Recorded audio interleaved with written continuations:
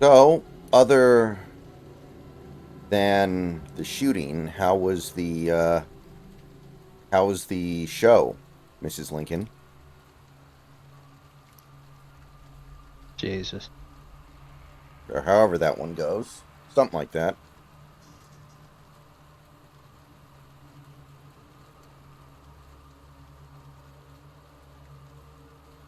Someone was able to get the thing to generate a picture of like what do they call people?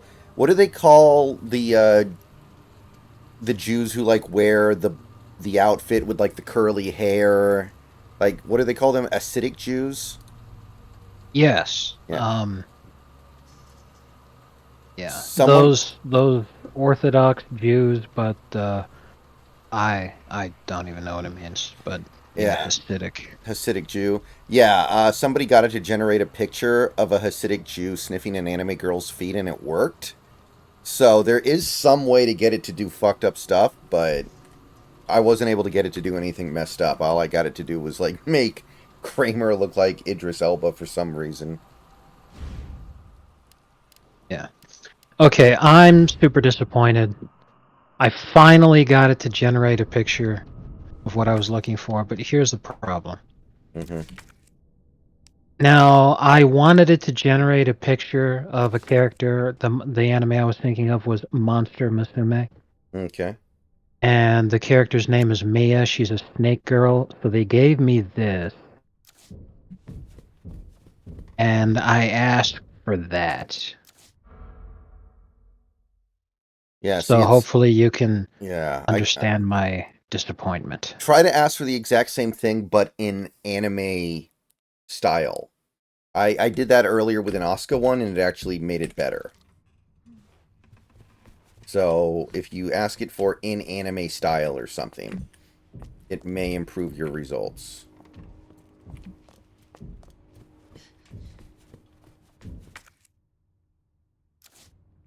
Wow, that is much closer. It's still pretty far off, but obviously much closer. Mm-hmm.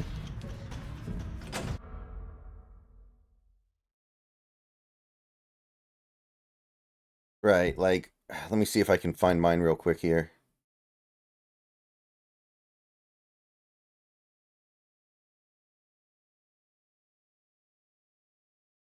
Like, I earlier gave it this,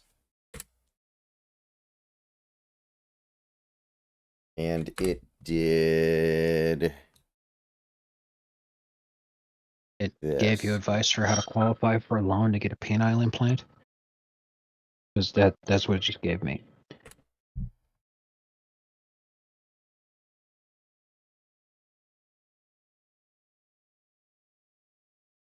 Well, to be fair, Asuka is half Japanese and a redhead, so Right. I mean, it tried, but then I said do Oscar in anime style, and it did better. It's still not great, but it did better. And that's all you can ask for.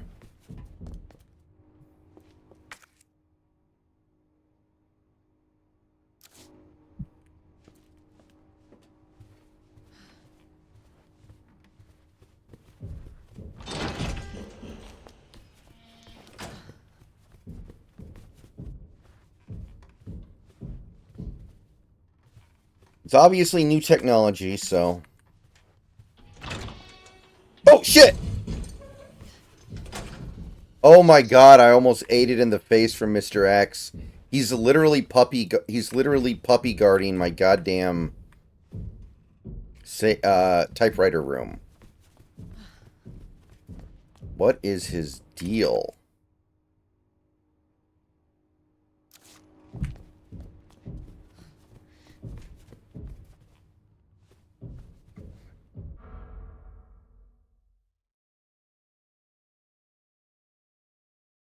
Oh my god!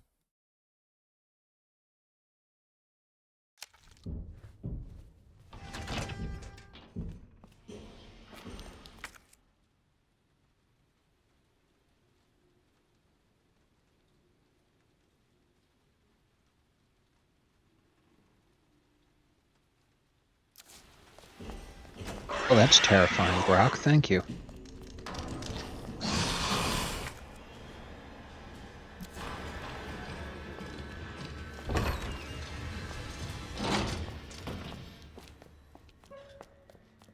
You used up your 50 grok too many questions for 2 hours for now. Bro, if I have to ask you 800 times to fucking repeat the goddamn shit, like... You're like, no, I won't. What did it say? It said, you've used up your 50 grok too many questions per 2 hours for now. Please check back later or upgrade to Premium Plus to continue. How much is Premium Plus? I have no idea.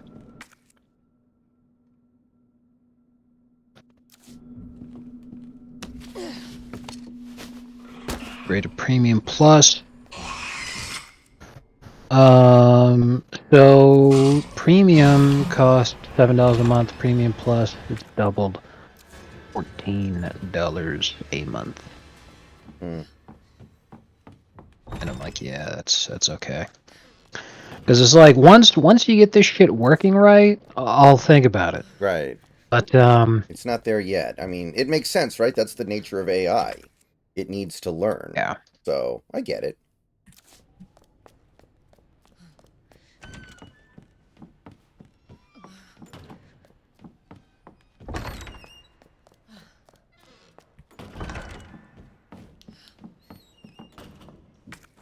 So, have you had a chance to listen to the Elon Musk stuff from the other day?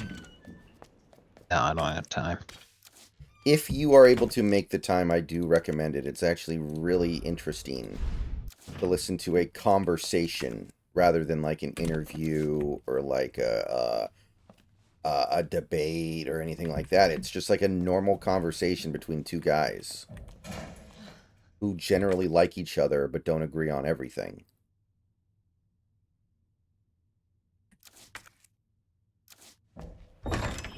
Oh, shit! Come on, Mr. X.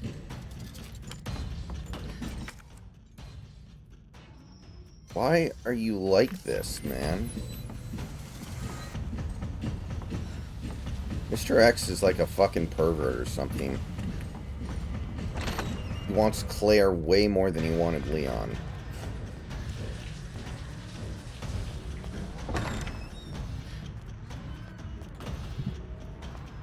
I'm pretty happy that Paramount is just completely fucked. Bastards.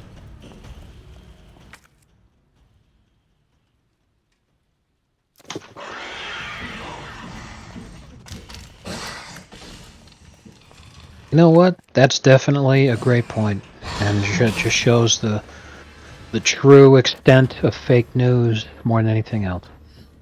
Mm-hmm.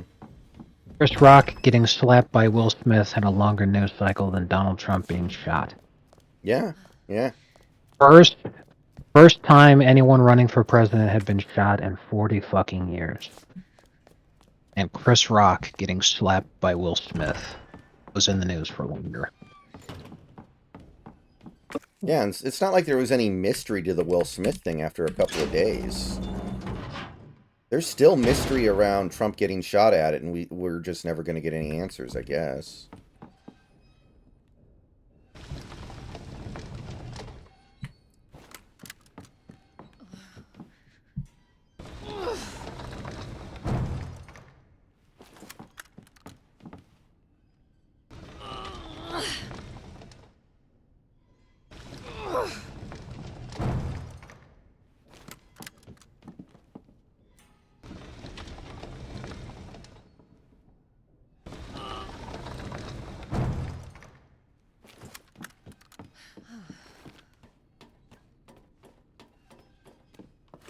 So I guess Kamala, in a speech she gave today, implied that she was going to start implementing price control, like government price control, to prevent price gouging. Oh, God, that's a horrible idea.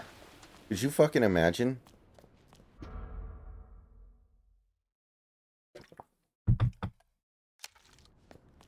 Could you imagine the absolute wanton destruction on the economy that would wreak?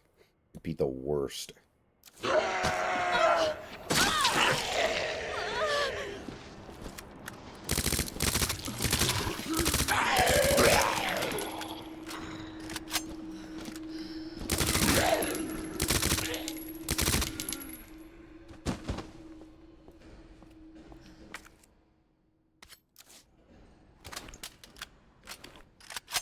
I don't know, Santi. I don't think they need an excuse to not spend money, honestly, so I don't think anything really changes. Oh my god, the machine gun is so weak. I have to fill this guy full of lead for him to go down. Holy shit.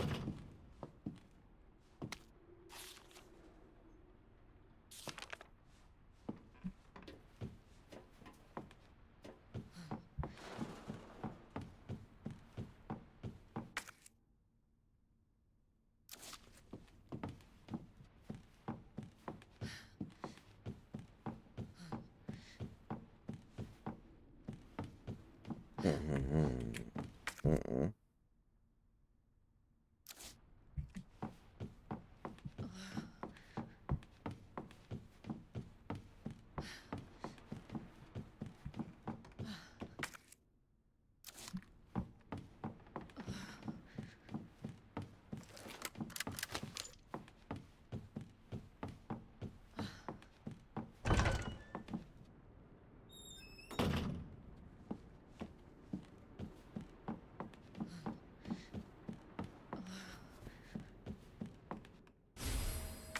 You gonna take care of his kids when he's gone?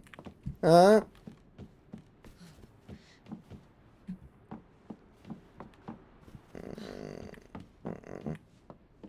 When he was talking about Greece and the Union, who knew that's what he meant?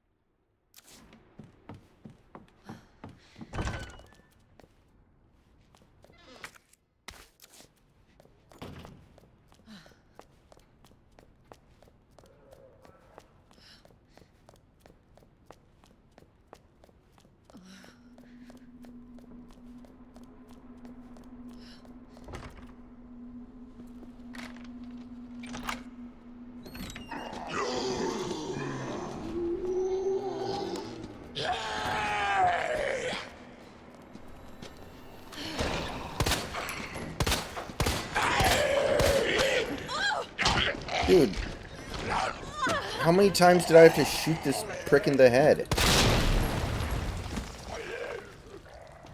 Unreasonable.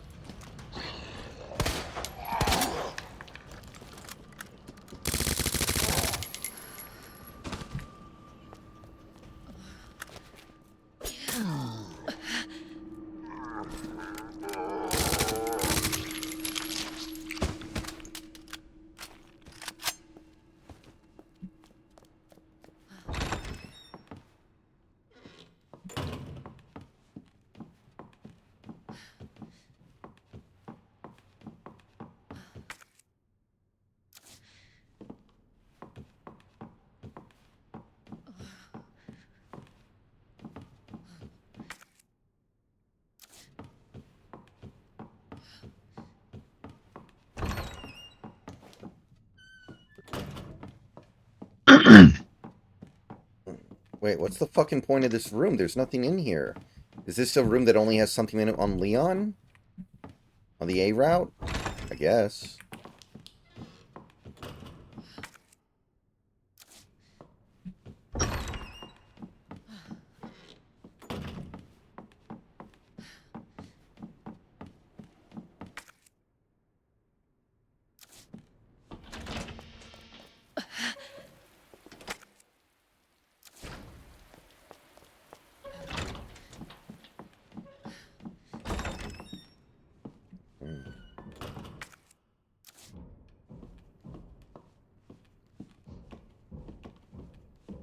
Oh, shit, there's the gear.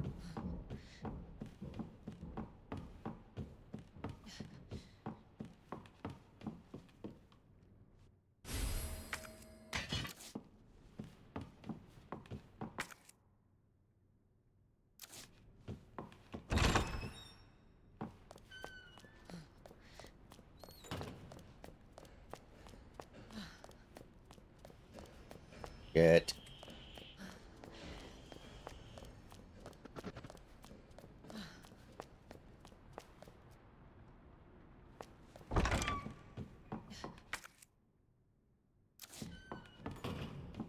Mm.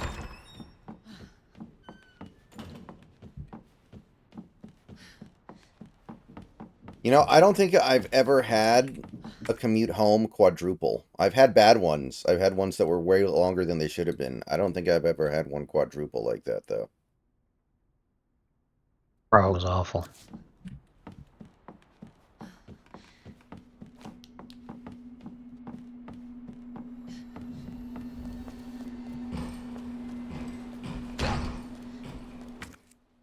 Oh, shit. This is a fucking dead end. Oh, god damn it.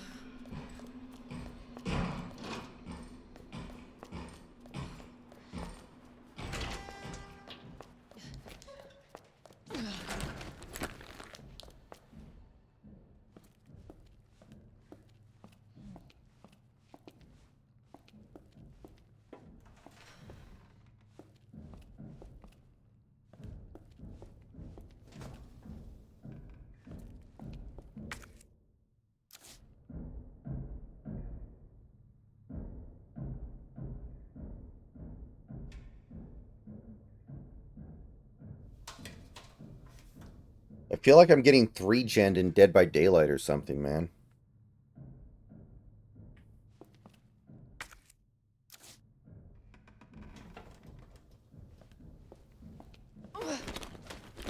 This day, I cannot tell you enough how insanely pissed I am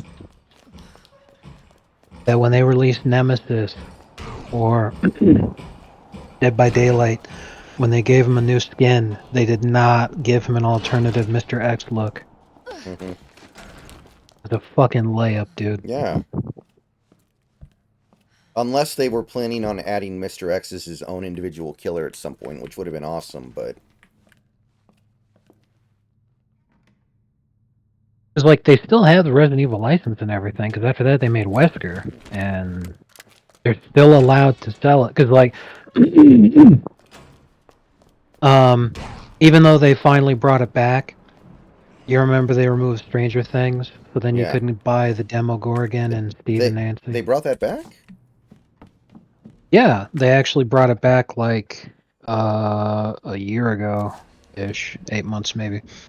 Because the original reason that they removed it is because there were plans to make a Stranger Things video game, so Mm-hmm. there was conflicting copyrights. But the plans for that fell through, so they said, "Fuck it, just give them back." But it happened to Texas Chainsaw because there's a Texas Chainsaw game. So because of that conflicting copyrights, so Behavior had to remove Bubba from the store. So he's still in the game if you bought it before, because that's how their copyrights worked and everything. They're like, hey, if they bought it when it was okay, then it's okay. You can't remove that from people's game. But he's not in the store anymore. Hmm.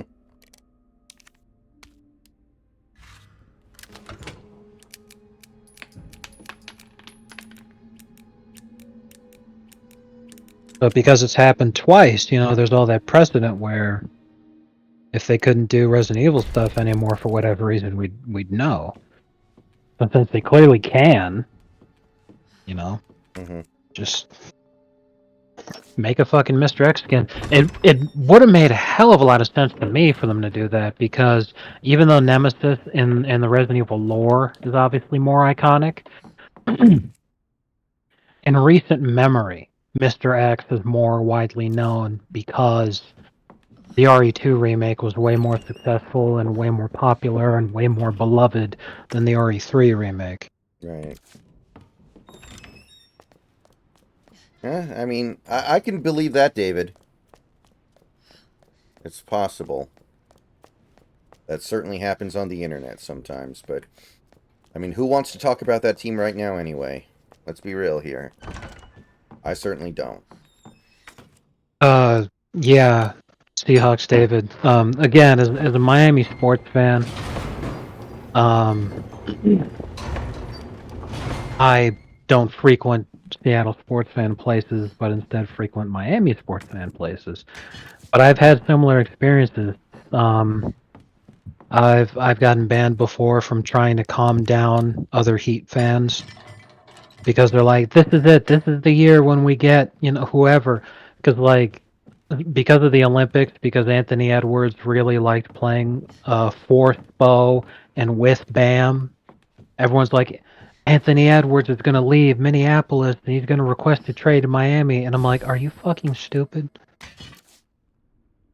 So stuff like that. I'm like, guys, can we just calm down here? And then, yeah, booted from that area. And I'm like, look, if you guys all want to suck each other's dicks and then be like the next best thing to Knicks fans, that whatever. And you're going to get that with every fan base, is people take the shit way too damn seriously and their whole lives revolve around whether or not the shit's good. You know, I guarantee you that there is a non-zero number of people that applies to who are Chicago White Sox fans, and they probably want to kill themselves right now. Yeah. Like, especially when you do what I do, like, it's bad to look stupid. You don't you get stuff wrong sometimes, everybody does, but you don't want to be constantly massively wrong frequently. Because then people stop listening to you. Mm-hmm.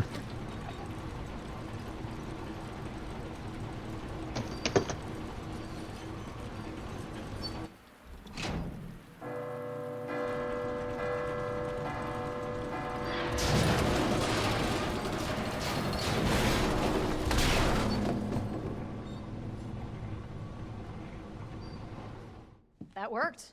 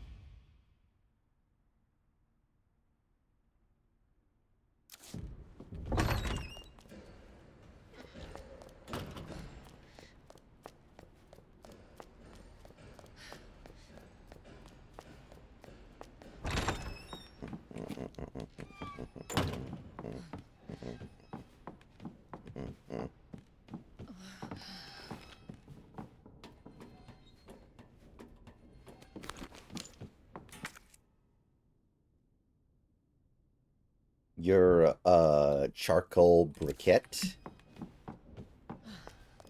Based. Oh god. Damn it.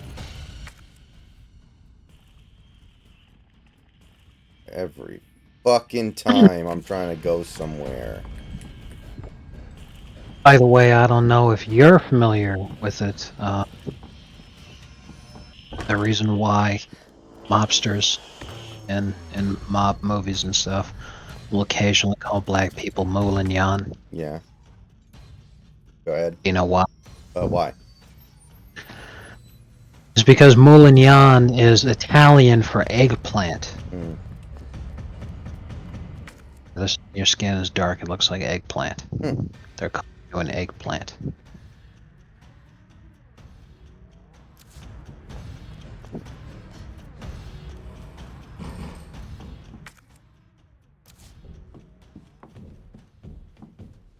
So does Tony ever actually say the N-word in The Sopranos, or does he always use some semi-obscure stand-in word for it?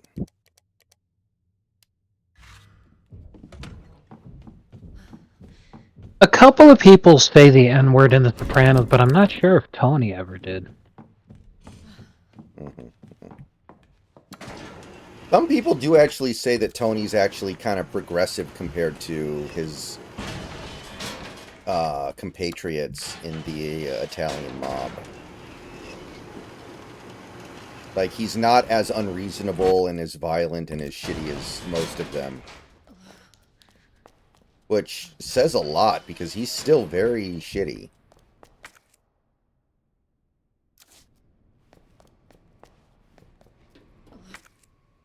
But he did have some absolute fucking bangers that were completely fucking hysterical. Like Butterhead, Mm-hmm. which I've never heard in any way other than in The Sopranos, and if you Google it, it just brings up The Sopranos. Mm-hmm. So people almost feel like David Chase was just having fun there and invented a slur for the show. But yeah, Tony never said the N-word. Mm-hmm. A lot of people did, but not Tony.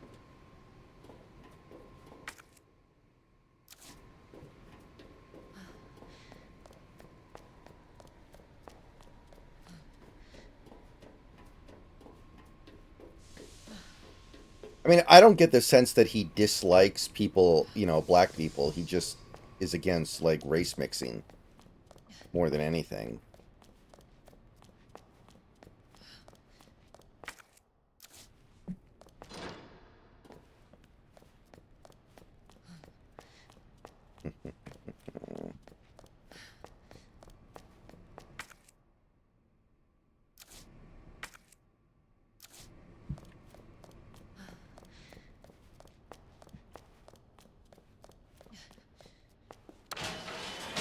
So I didn't know this.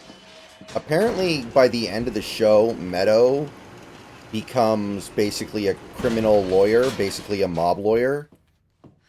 And as someone who has not watched the show, I always thought that her whole thing was she wasn't going to go down the same path as him.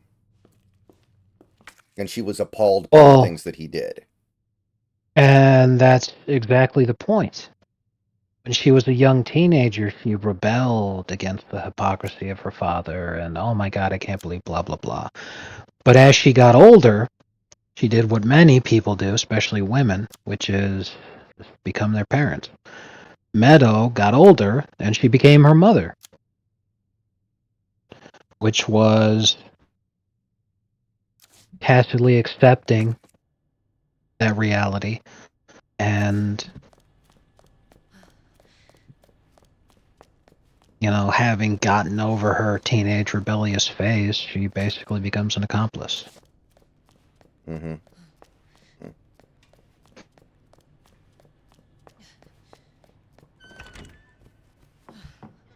Obviously, The story go ahead. The story of Tony's kids in The Sopranos is really tragic, and a lot of people miss it because Meadow is kind of annoying while hot, Mm-hmm. but still annoying. And it seems like her story doesn't really have a lot going on, so you just don't care. Mm-hmm. And Anthony Jr., AJ,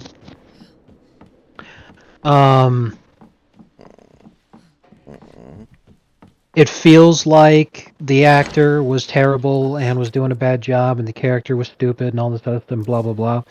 But like, they're really missing the point there. The whole reason is that you're supposed to not like AJ because he's a spoiled kid. But he goes through a very difficult process of trying to become his own man, and he can't. And it really hurts him and damages him. Mm-hmm. So it's like both of the kids end up having a moment where they're faced to confront the reality of what this life is like for them, and how they can either try to become their own person or just accept that this is their life. And Meadow tried to become her own person and failed miserably, so instead she just kind of said, alright, fuck it, went with it, and just, all of that, oh, you're such a hypocrite, and this is all so bad, and I can't believe in blah, blah, blah, blah, blah. It was all for nothing. It was just lies and bullshit. Mm-hmm. But with AJ, when he got confronted with how, he failed to become his own person, he tried to kill himself. Mm-hmm. That's why I say that it's a shame that people, they're missing out on that story, is because it's like, well, AJ's story is that when he got there, he felt that he'd rather die than not be able to be his own person.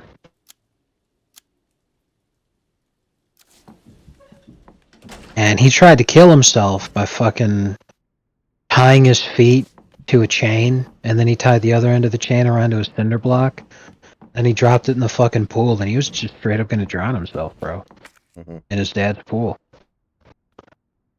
But Tony heard the racket that he was making by doing that, so he went out like, "What the hell is that?" And he saw what was going on. He said, "Jesus Christ!"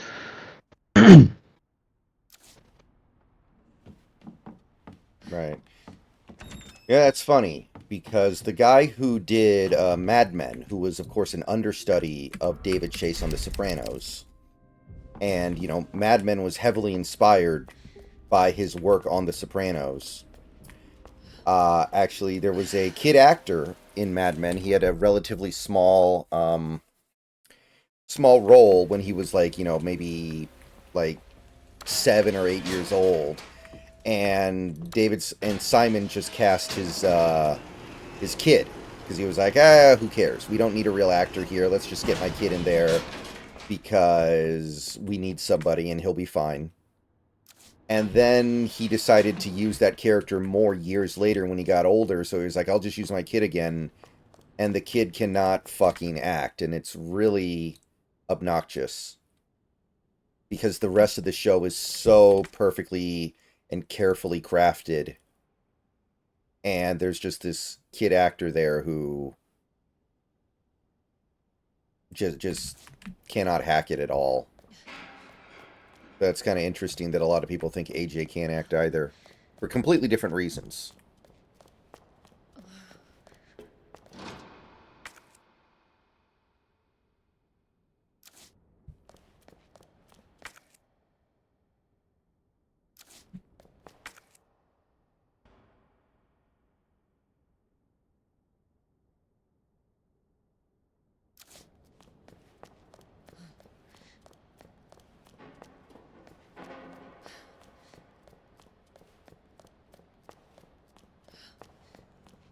Next time Kirby faces that guy, just give him the Bonds treatment. What, hit him? I mean, I do that too. I mean, it just costs you one pitch to hit the guy, right? Instead of just IBBing him over to first.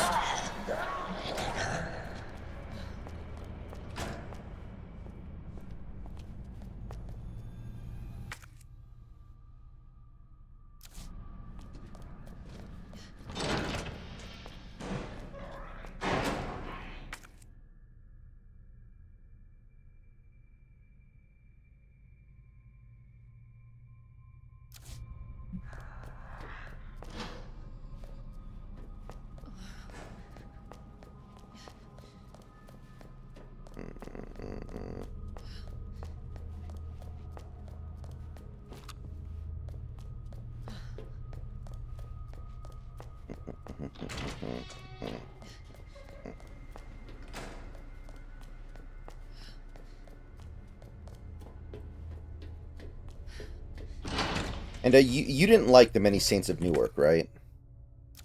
Oh god, it was fucking awful. Almost every Sopranos fan hates that. Really? It was trash.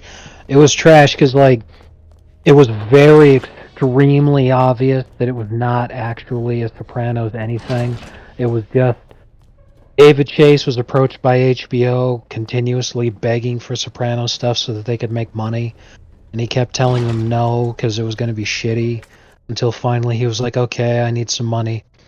But he regretted it like from the moment that he started filming, but by then it was out of his hands, and the entire time it was just so fucking shitty.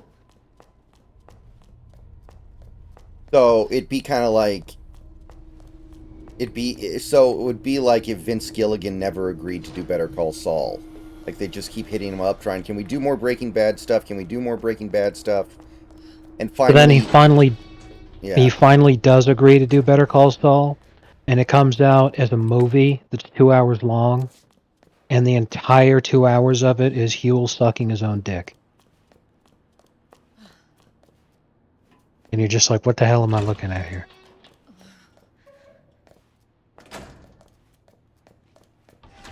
Yeah, it was just so fucking bad, man.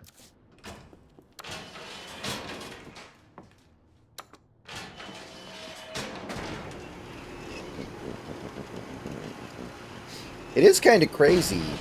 I mean, I know that by the end of The Sopranos, almost everybody's dead.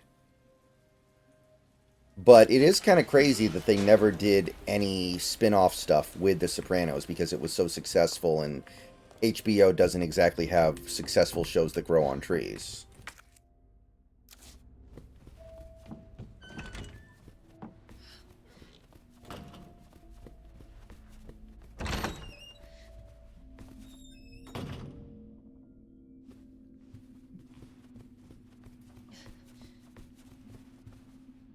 Like, imagine if they had a spin-off show about Meadows' law firm after, So, so like, he yeah. actually ends up being the lawyer with twerking with She-Hulk. Yes.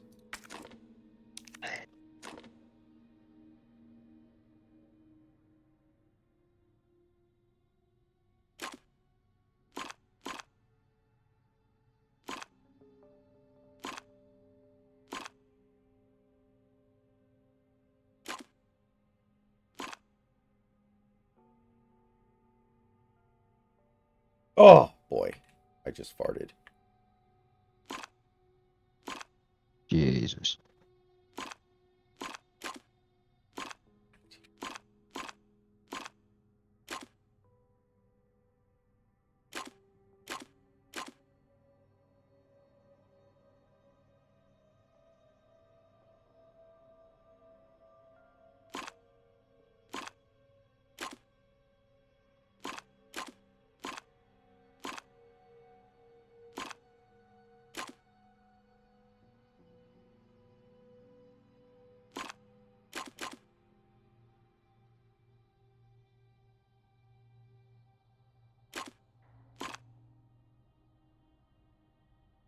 And I say Tony, quote-unquote, gets whacked, which, I mean, you know, we don't know, but we know.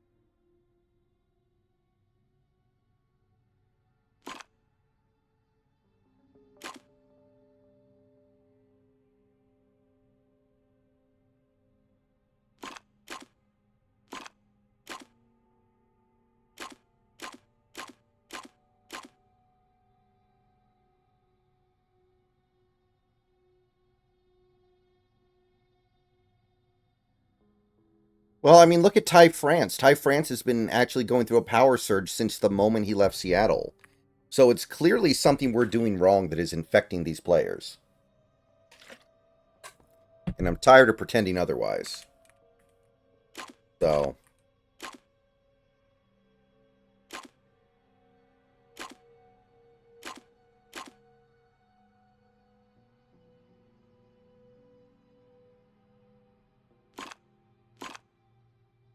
wow. Player V.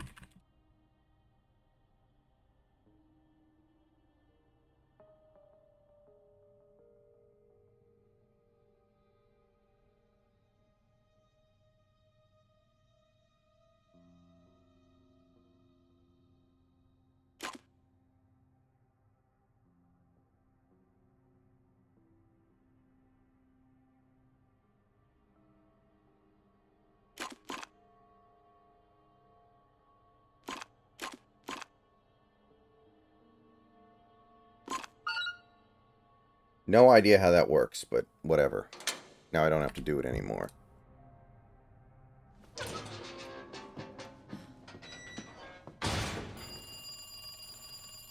Oh shit, a phone ringing. Is this like Resident Evil 7 now?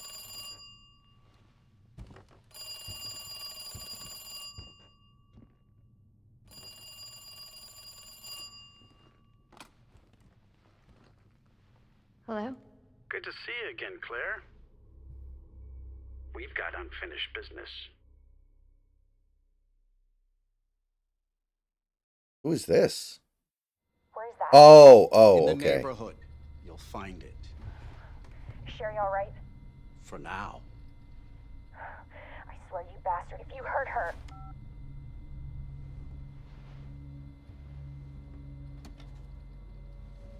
Stupid kid. If you just hadn't dropped that fucking thing, I could let you go.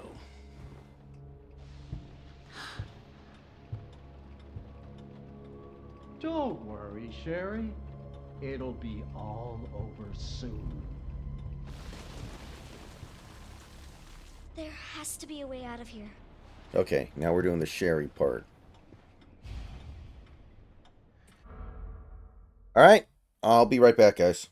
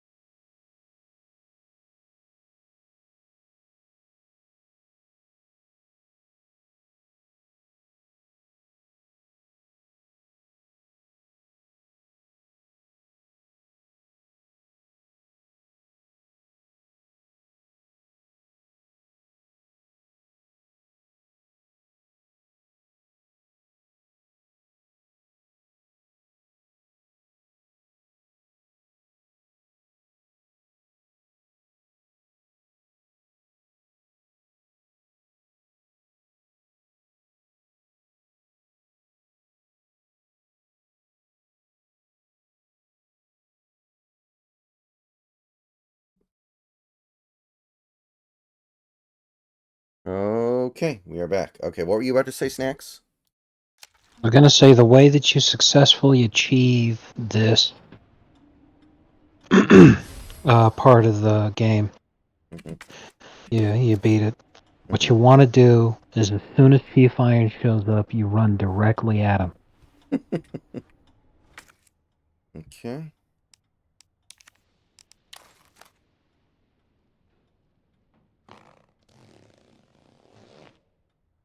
Oh, this guy likes shoving things into asses, huh? Oh god. Well, that doesn't bode well for me, does it?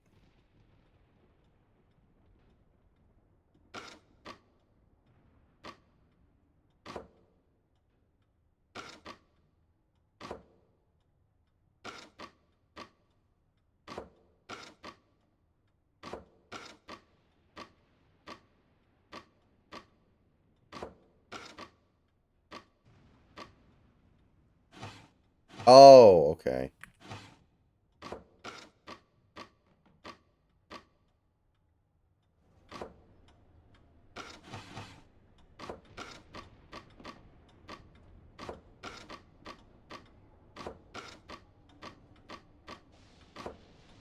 Hmm.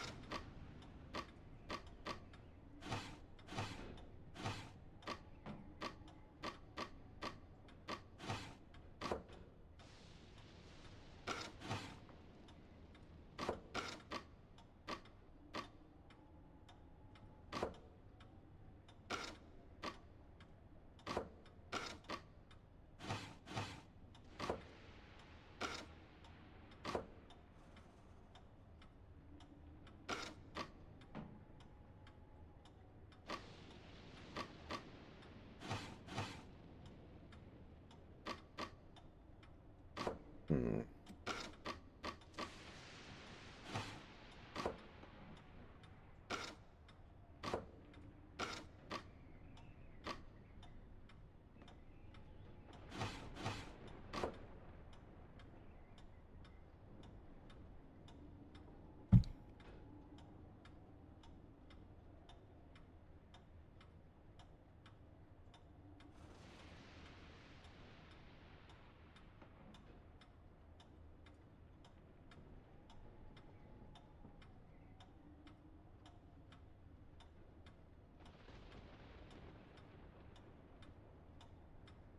So apparently, France has requested that the United States extradite Elon Musk to them so he can be help put on trial for shitposting on X.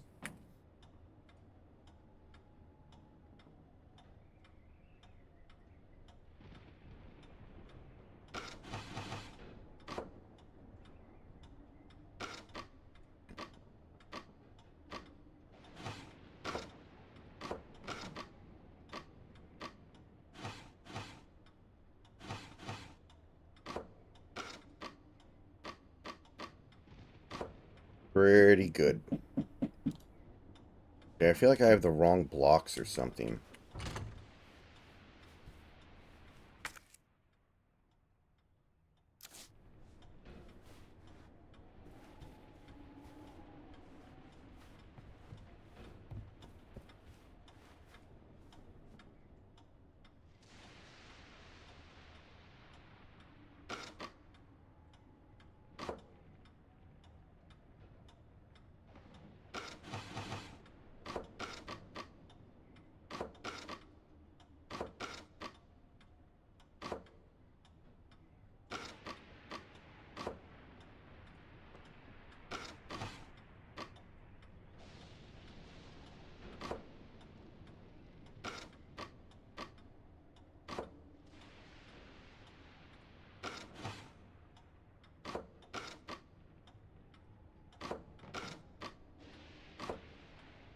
Dude, that's almost perfect.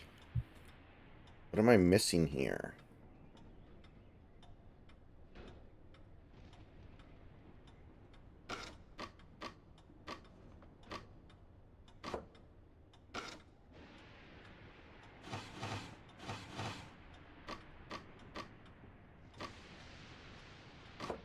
Literally everything except one is correct.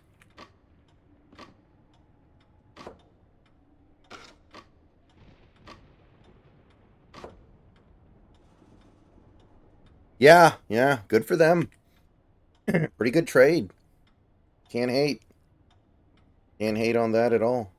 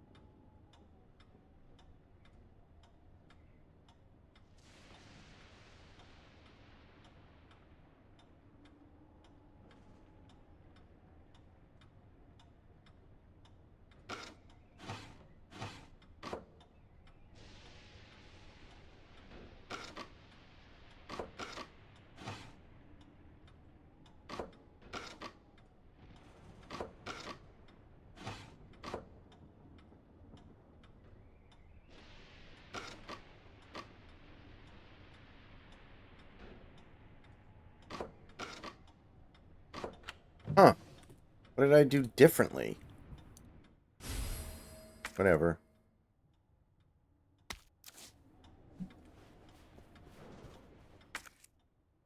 I don't feel like escaping from irons like this was in the original game. So I feel like this is new.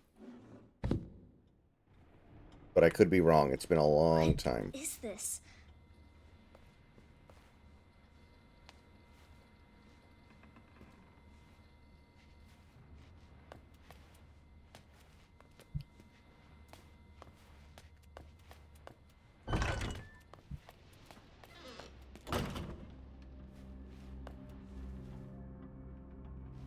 Dude, that looks like twine.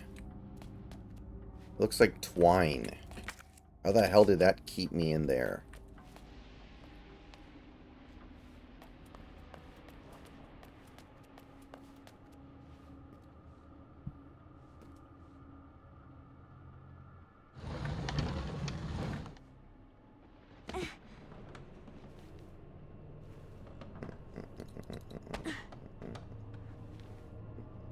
In this part of the game, instead of Chief Irons, it should have been EDP chasing you.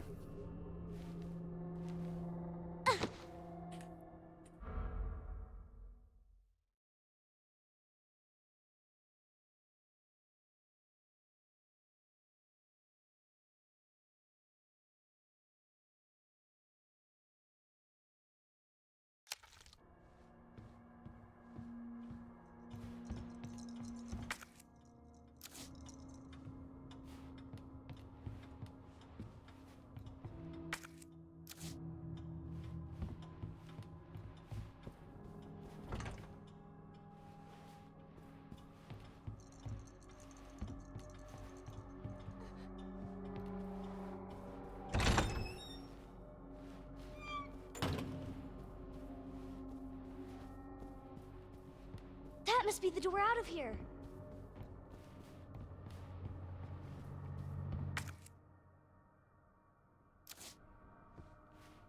Darn it! I need the key. Darn it. They had Arnold Ebiketti.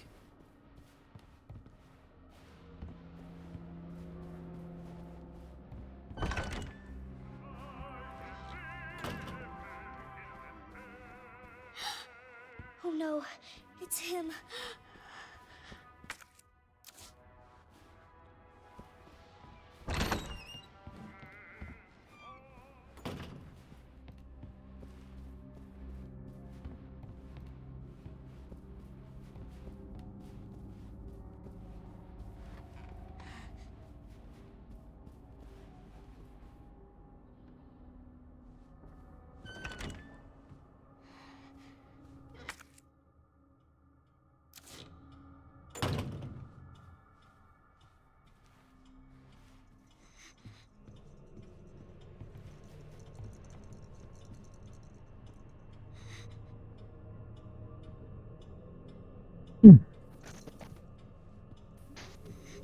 So something pretty funny happened earlier today.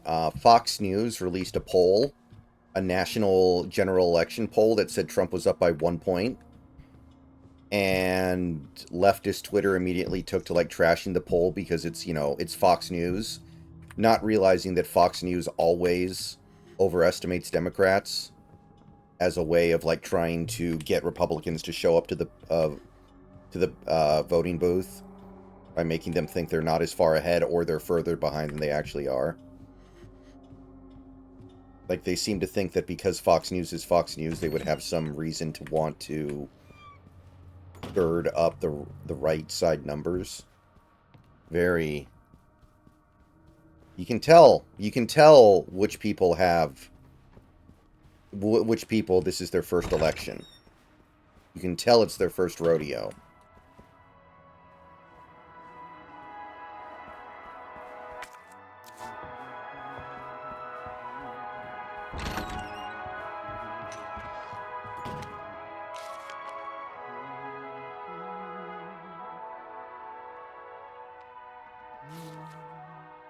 What the fuck?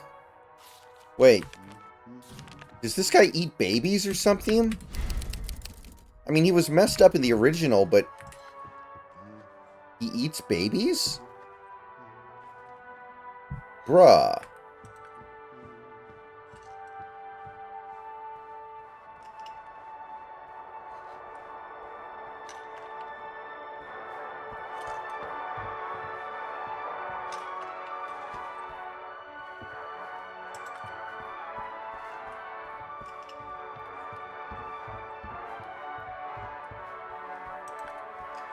Alright, Snacks. So you said the key to this part is to just run right at irons?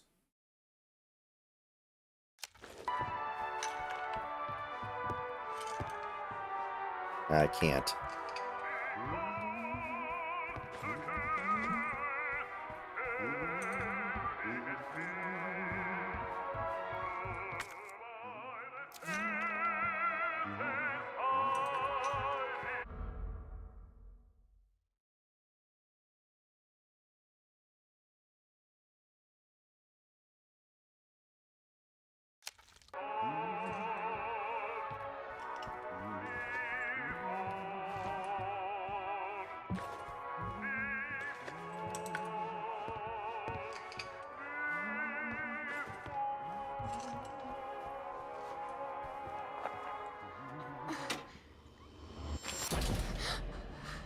Where you going, Sherry? I told you to stay put. You need to learn to listen. Terrible Leave timing. me alone. Just please. Time to teach some manners. Oh! Well done. You little bitch! You're gonna pay for this! Oh. Shit! Wow. You Well got- done. Did I grab the key?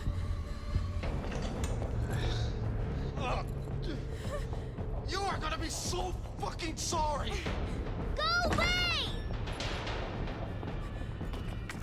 No. I don't have the key. Somebody, please. You stupid bitch! That's a dead end! Hide.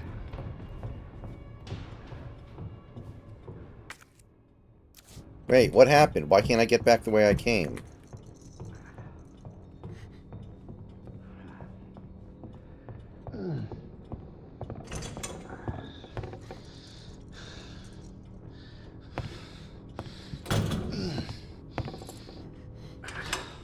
It's all over now! Doors locked!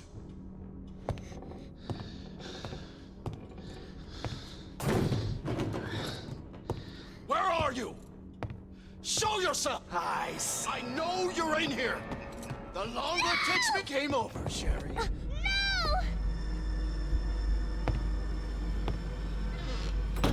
Well, I tried.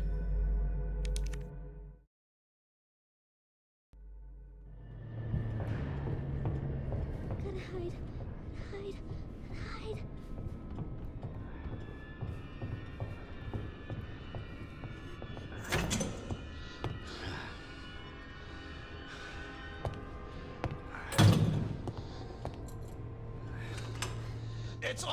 over now!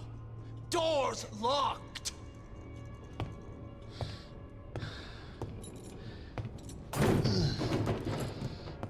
Where are you? Show yourself! I know you're in here! The longer it takes me to find you, the worse it's gonna be!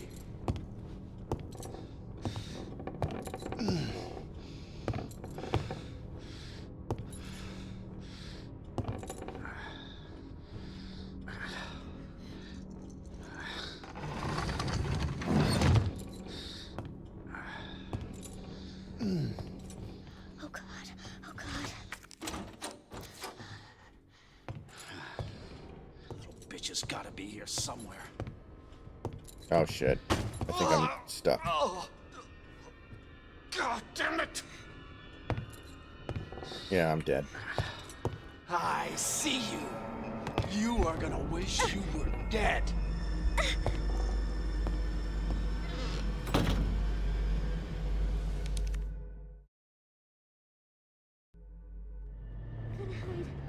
Hide. Hide.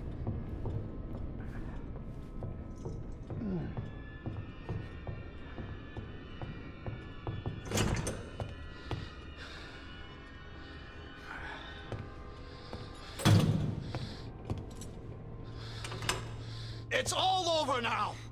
Doors locked.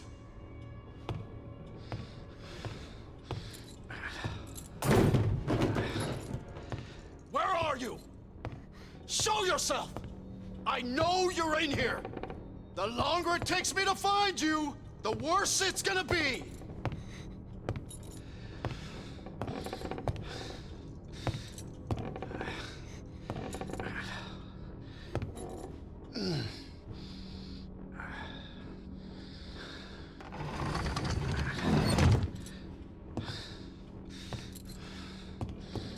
Oh God. Oh God. Bitch has gotta be here somewhere. Ugh! Oh!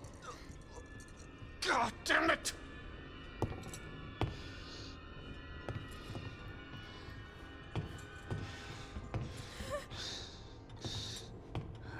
Can I still not leave?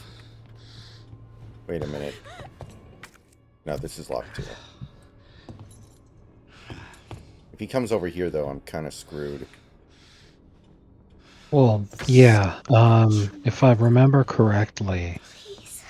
he's got like a This is your key last hanging off fucking his chance. belt. Show yourself! You gotta steal it and sneak it, and that's the key Yeah, that I opens the door. tried that, but I didn't see it. I snuck up behind him.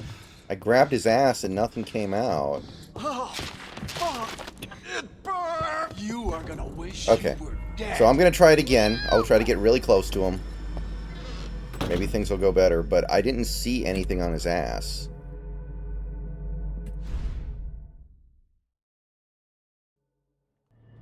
Gonna hide. Hide. This guy's the worst hide-and-go seeker of all time.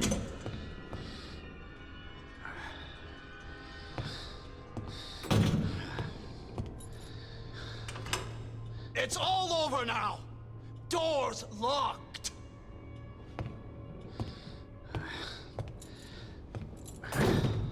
Either Where are you? if you can't yourself. snatch it from I him, know then there you're in might here. be a way to like The knock longer it it takes out me of to his find hands you, or something. the worse it's But gonna just be. something to do with interacting with him. Okay. Let me see here. Maybe when he stumbles in a minute here.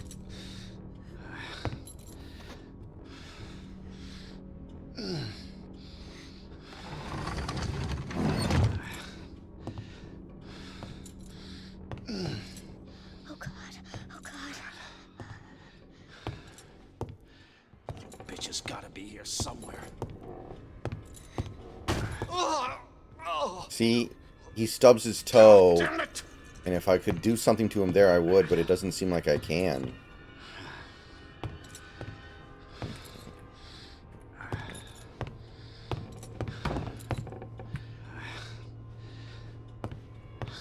I see God damn it. you. You are gonna wish you were dead. No! Okay, so maybe when he pushes the crib out of the way, I do have to go there and just find someplace to hide. Okay. That's gotta be it. Gotta hide. Hide.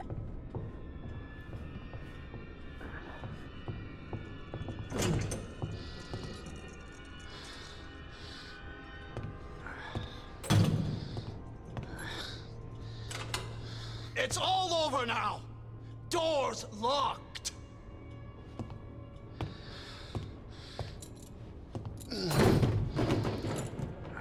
Where are you? Show yourself! I know you're in here! The longer it takes me to find you, the worse it's gonna be! Probably should have saw me there, but he didn't.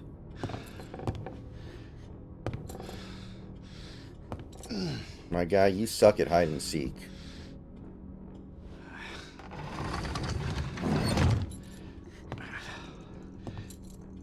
Oh god. Oh god. You bitch has gotta be here somewhere. Ugh. Oh. God damn Can I it! hide in the fridge? No.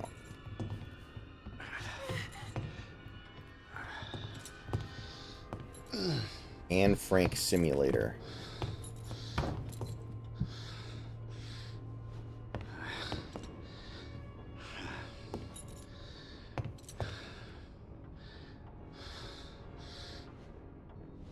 Son of a bitch. No more. No more. Please. This is your last fucking chance! Show yourself! Now! So now he's gonna come over here. But does he look over here?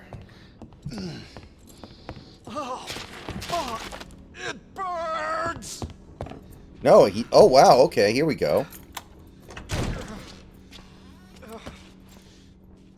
Okay, it was a scripted event. You had to evade him long enough for him to go to the bathroom.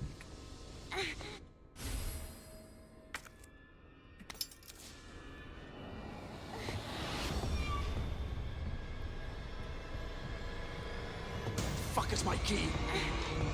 I see you.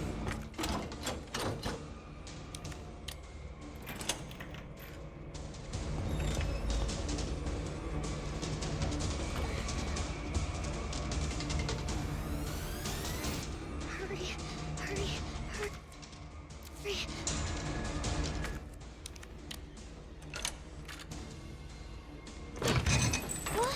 Whoa, Open. Nice try, Sherry. did not see that coming.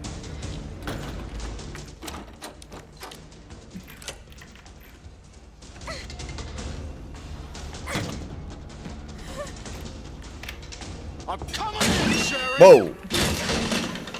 Holy shit, The Shining. Get over here. Holy shit. He just did The Shining.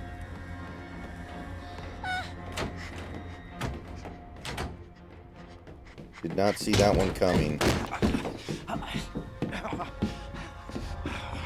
game is over. Now you're in trouble. Let me go. No,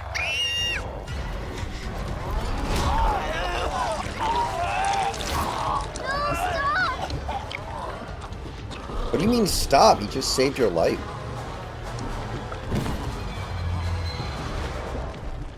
Oh, that's her father. She probably is not terribly happy about that, despite her life now being saved. Good to see you again, Claire. We've got unfinished business. What are you talking about? Don't waste my fucking time! Bring me the pendant, or Sherry dies. The pendant? What do you need it for? Do you want the girl to die?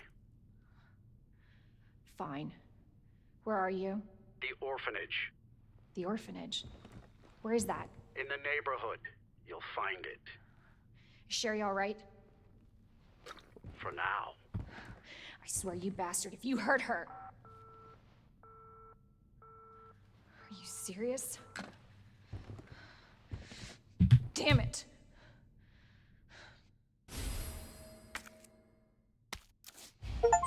Just you wait, asshole. So that was a very short segment for Sherry. Not that you can really do much when you're playing as someone who can't use weapons, but we have done it. I like Claire's line there. Just you wait, asshole. I usually say that to myself when I'm driving home from work. Why? Because you get cut off and then you think, man, I'm going to call that guy so many slurs when I get home and I'm on the internet. No, it's because I'm trying to coach myself to hold it in. He's like, come on, well, we're almost to a toilet. Just you wait, asshole.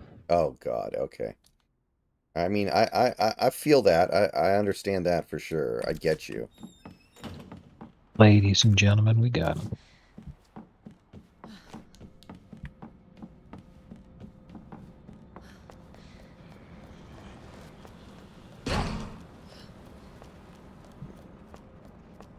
Mhm.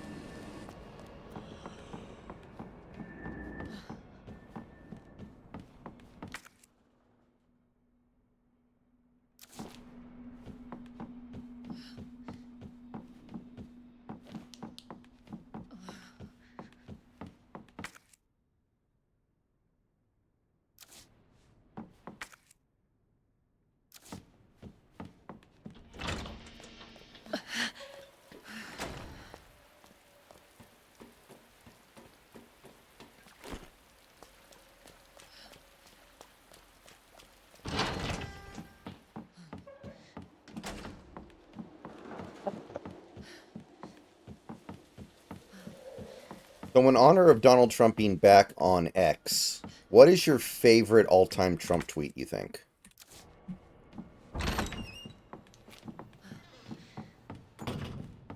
Oh, man.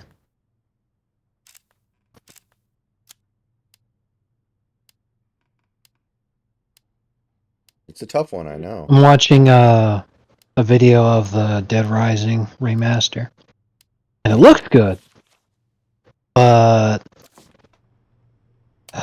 they got someone new to voice Frank, and that it just really upsets me. Mm.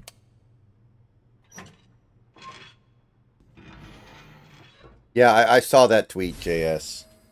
I mean, I guess technically he didn't say anything wrong, right? Like, if it happens, then yeah, but if he watched the preseason game against the Chargers, he probably wouldn't feel like it's very likely to happen. Anyway, Snacks, did you hear my question? I don't think I did, but I do like what you said just now. Mm-hmm. Because we can all believe that the Chargers suck ass because they're the Chargers. But again, that's Justin Herbert being coached by Jim Harbaugh. So if you think that Bo Nix is going to do better, you're literally saying that Bo Nix losing to the Jim Harbaugh coach team somehow got him to figure out how to do better than Harbaugh, I guess, within just a span of a couple of weeks. Yeah. And that Justin Herbert, who's been in the league for years, is worse than Bo Nix in his very first NFL game. Yeah, I don't think anybody would think that. I would certainly hope not. That's not to say that he couldn't do well and that the Mm-hmm. Seahawks couldn't lose. That could Right. certainly happen. Mm-hmm. But yeah, in terms of Bo Nix coming out and having a legendary history-making performance, yeah, I kind of fucking doubt that. Mm-hmm. But I didn't hear a question. What was it? In honor of Trump coming back to X in the last couple days, what is your all-time favorite Trump tweet? Nipples protruding, very disrespectful. That is a common favorite.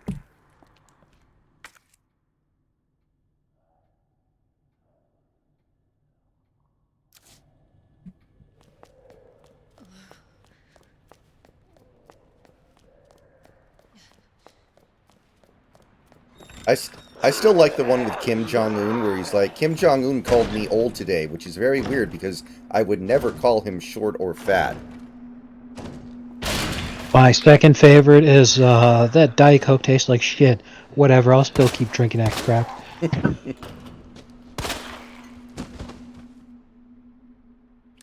Diet Coke is disgusting. By the way, he is not wrong. I really like Coke Zero, and it's because it doesn't have that weird aftertaste that Diet Coke does. I've never had Coke Zero.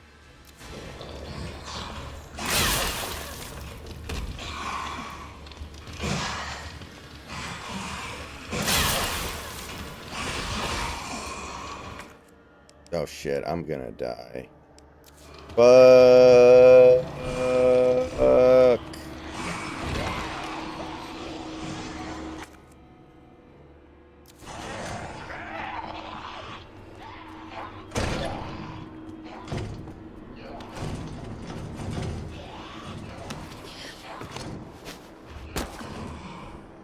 Oh god, there are liquors everywhere, man.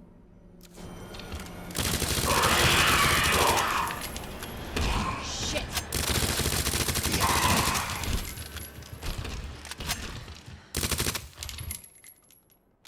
Fucking liquors, man. Eating up all my damn ammo. Not okay.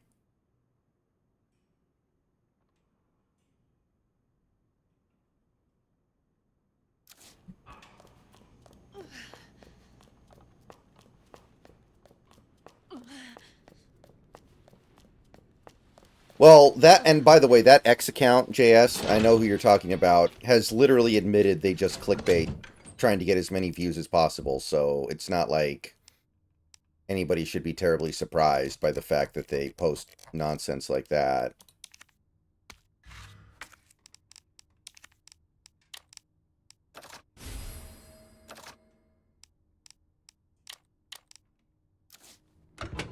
Like, I remember after their 5-game winning streak last year, he was tweeting about how the Broncos were now Super Bowl contenders.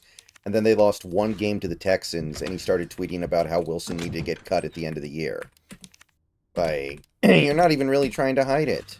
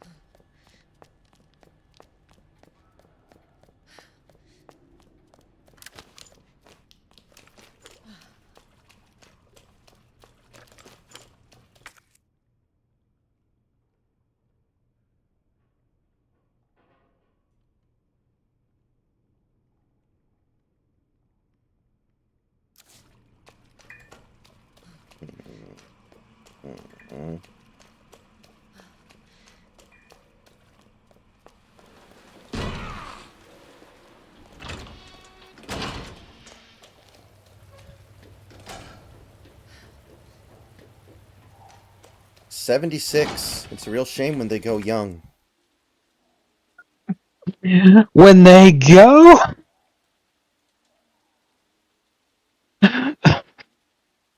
Oh my god. One of the that was without a doubt my fucking favorite part of The Sopranos was just any time that somebody provoked fucking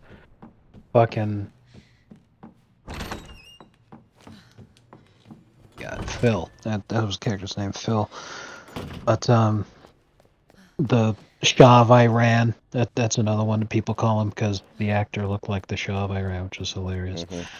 I want to say Frank Vincent is his name, but I'm not 100% I think that's sure. right. The Shine Bucks guy. Yeah, I think you're right. But just anytime anybody provoked him was always the funniest shit. And he had some of the best one-liners in the history of the show too, like fucking the one of the characters, Vito, the actor who played him wanted more screen time, so he went to David Chase and he was like, I was reading a book talking about a mobster who was secretly gay. What if we did that with my character?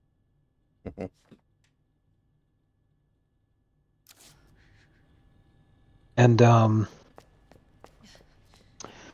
it was like he does that, so now his character's getting more screen time because he's the secret life of the gay mobster.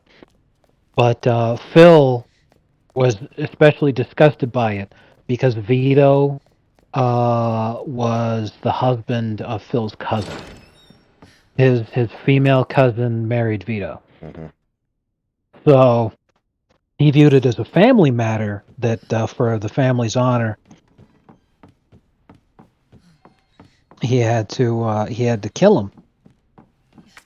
So the thing is that even though Vito had been basically disowned by the mob, his rank was a capo before he got disowned. Like, still, it's kind of the sort of thing where you'd want to talk to the boss and ask permission. And what ended up happening instead is that Phil found his location, so instead they just jumped him in his hotel room and they killed him. And I thought Tony was taking him back on. I thought he had been like, oh, Tony, I thought I was gay because of my blood pressure medicine or something. Tony was thinking about it because at this point in the series, the only thing that he cares about is money. And Vito was talking about making him a lot of money.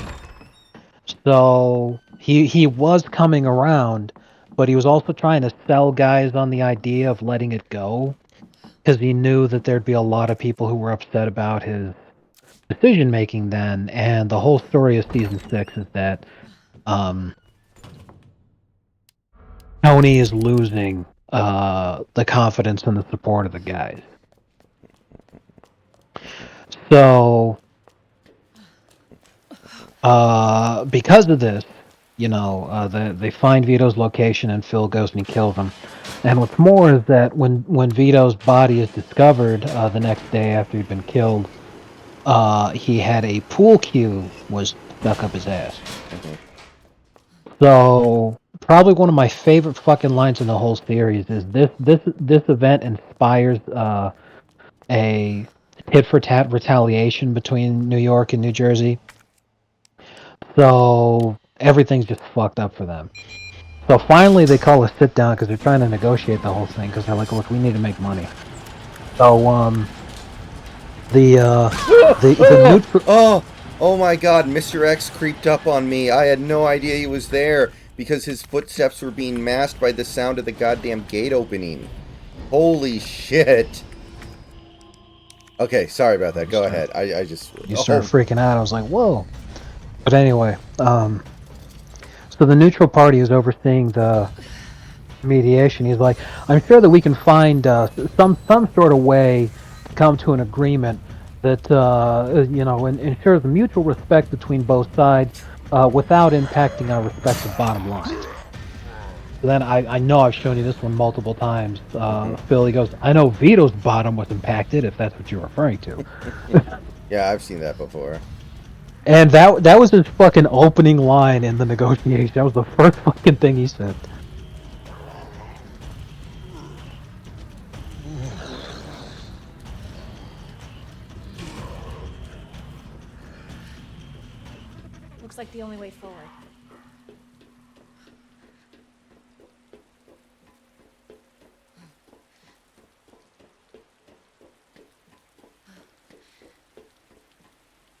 I mean, looking at it, the character arc of Walter White and Tony Soprano are practically mirror each other. Right down to in season 6, they basically become, they lose all their even remotely sympathetic traits and become full on villains and end up losing everything.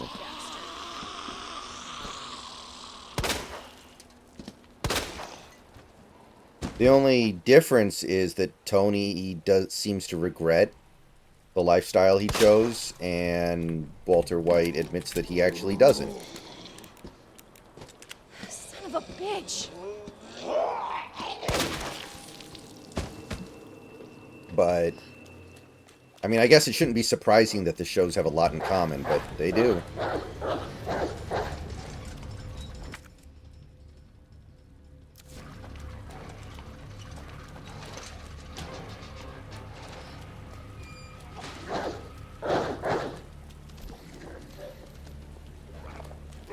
Jesus.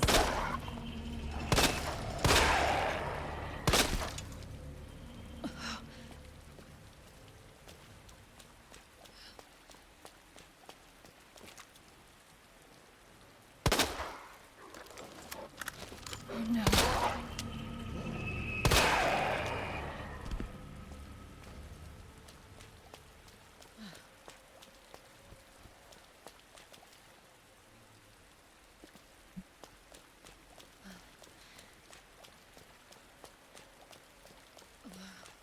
What is James Gandolfini's biggest film role ever?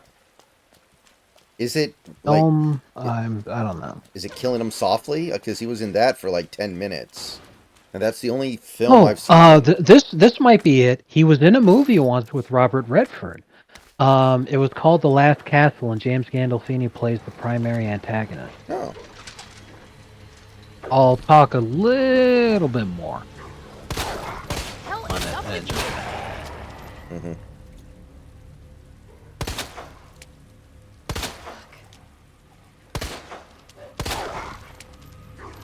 Get the fuck up! Yeah, I've never heard of it, but Robert Redford, that's not bad.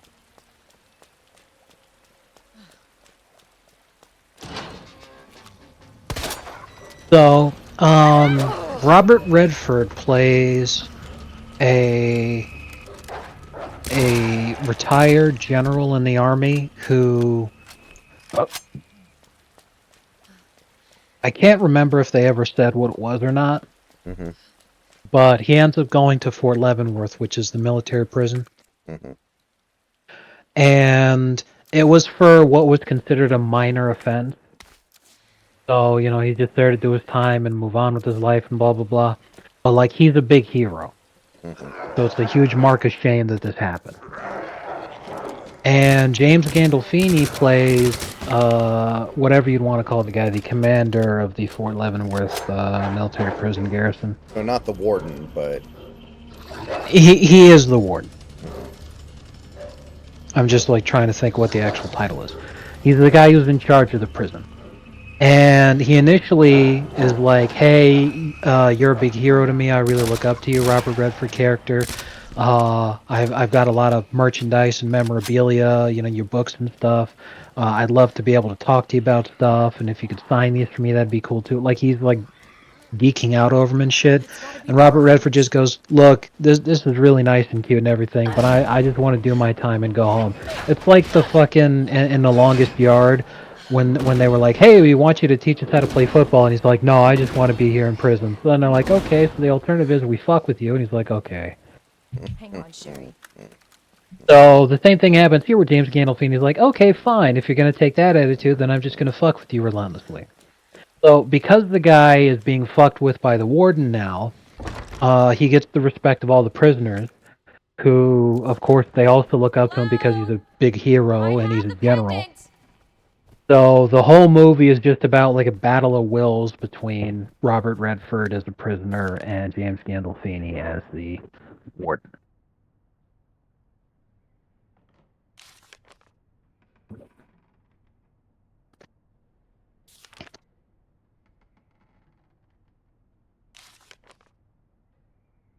It was also one of Mark Ruffalo's first movies.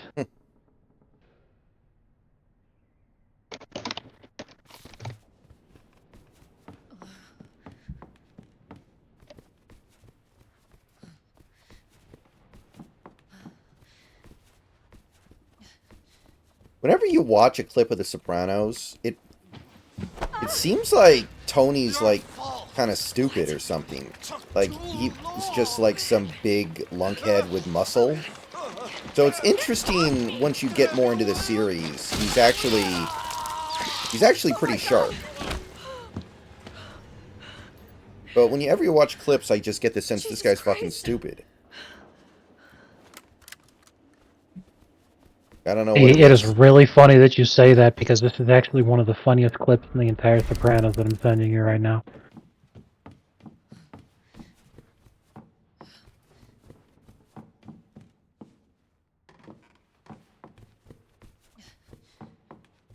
So, it's really funny, but yeah, that's kind of the point. Like, Tony comes off as being stupid sometimes, and he definitely believes that he's smarter than he really is. Mm-hmm. But he is without a doubt one of the smartest people within the criminal underworld, which is how he managed to rise up like he did. Mm-hmm. And you frequently see the difference between him and the other meatheads around him. Mm-hmm. Like, Sherry! Tony will at times quote The Art of War, Claire! and Sherry! he talked with his capos about Sun Tzu Mm-hmm. and The Art of War, and he's all like, "You guys should read this, because like I use a lot of this stuff all the time. It really helped me out." And like when he's talking with his therapist, he'll occasionally, quote The Art of War and stuff like that. So one of his capos, the hilarious character named Paulie, he gets The Art of War on tape, and he's listening to it as he's driving around. Mm-hmm. And there's a scene where literally the fucking aphorism that's being said at the time as he's doing this. And I'll stop talking because it's actually a great cutscene. Mm-hmm. Oh!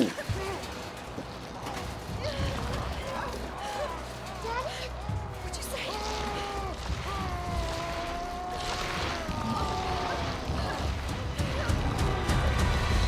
Gotta say, was not expecting that.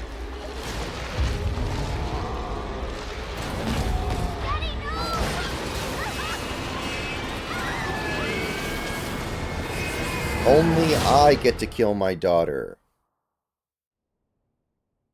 I'm the only one who can kill my daughter.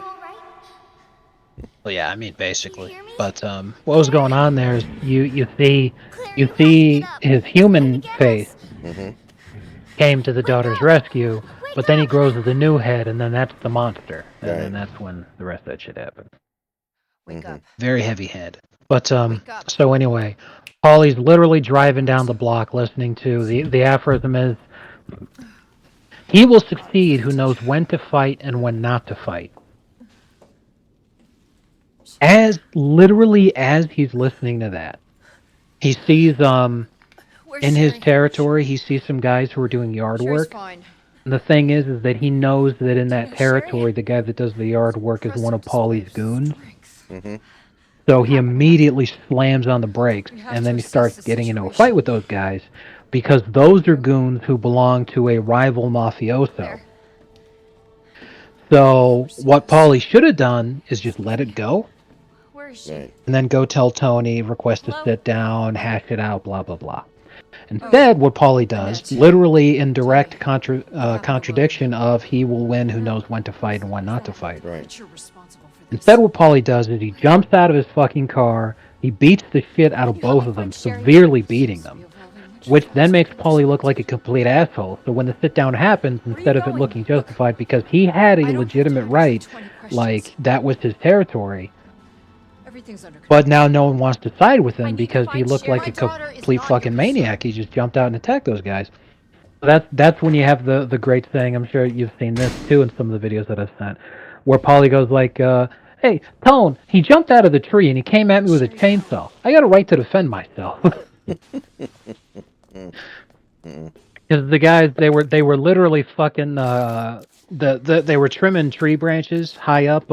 One guy's on the ground and he's holding the lanyard that the other guy's using to be stabilized as he's 15 feet up, and the tree branch is cutting him with it's a small little chainsaw. Mm-hmm. And what happens is that Paulie reaches into the bed of their pickup truck and he picks out a shovel and then he smacks the guy on the ground in the back of the head. So now he's unconscious and he drops the rope because he's lost consciousness. And when he drops the rope, the guy in the tree just falls out.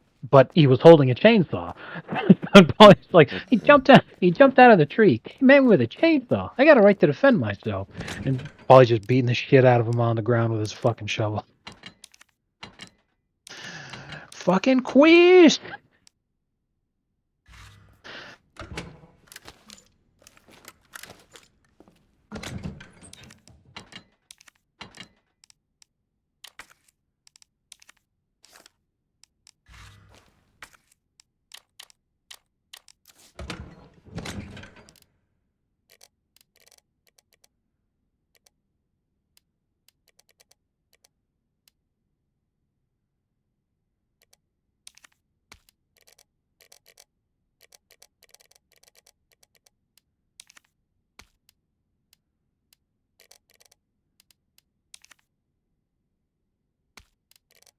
High tone. Wooden doors.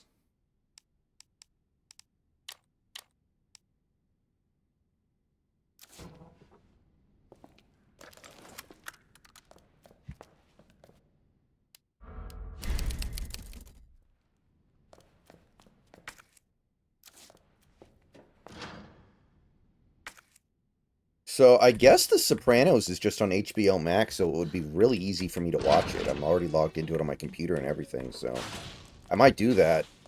Not like I have anything better to do right now. That's correct. And The Sopranos is a very, very interesting case of a TV show. Because usually when you're watching a TV show that is like really famous and well beloved, a lot of them start slowly. Mm-hmm. And not even in the sense of like, well, the story takes a while to get going, but just like it's a drag at first. The Sopranos, completely the opposite. The Sopranos is amazing from the get-go. Like, and in fact, David Chase did an extraordinary job of building what he was trying to build, which is that Sherry? you start Can you hear off me? at this high level, so then as the series goes on, you go further and further down, descending into hell with Tony. So that, like, if you binge watch the entire Sopranos in one sitting, like, I mean, I don't think that's humanly possible because it'd just take too long. But if, for the sake of argument, if you did, by the time, like, when you're a few hours in, you'd be like, let's fucking go. By the time you finish, you'd feel like you just took a 50-pound shit. Mm-hmm. Like, you just feel hollowed out and empty inside.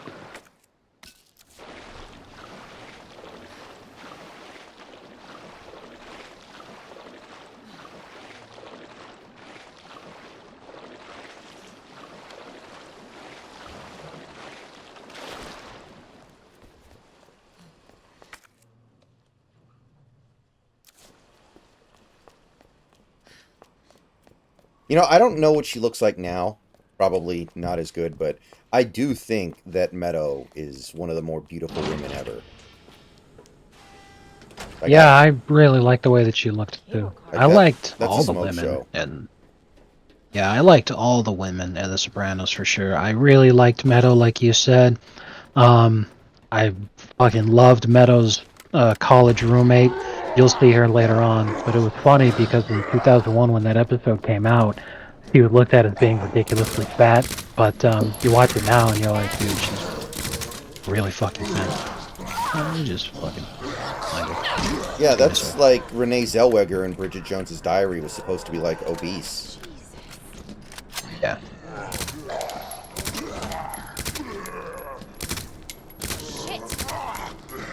So, Jimmy and Bigler.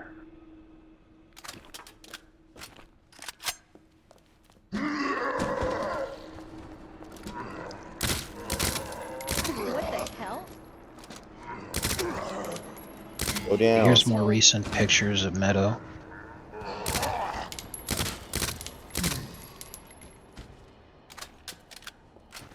Apparently she has MS. So What is that? Scoliosis? Scoliosis? multiple sclerosis. Okay, yeah. I think that's what Anne Romney had. Multiple sclerosis. Changes to vision, muscle weakness, stiffness and spasms, loss of balance, difficulty with cognitive functions, and mood changes. Shucks.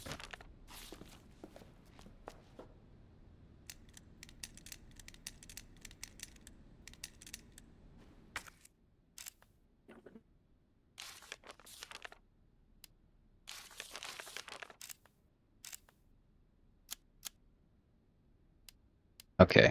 And the last picture I'm sending is the picture of Meadows' college roommate, who again, in 2001, that was considered a fat girl in 2001. Hmm.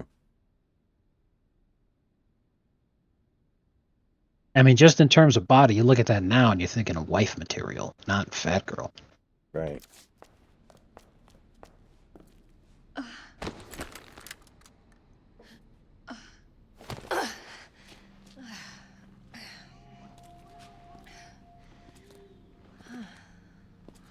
What is this? Sherry, I told you, I cannot leave here until my work is done. That's what you always say.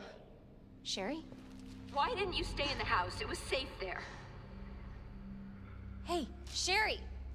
I was scared. Those things were everywhere, and You should have called the police. That's what we taught you. I did, but nobody came, and you didn't answer your phone, so... Sherry, I don't have time for this.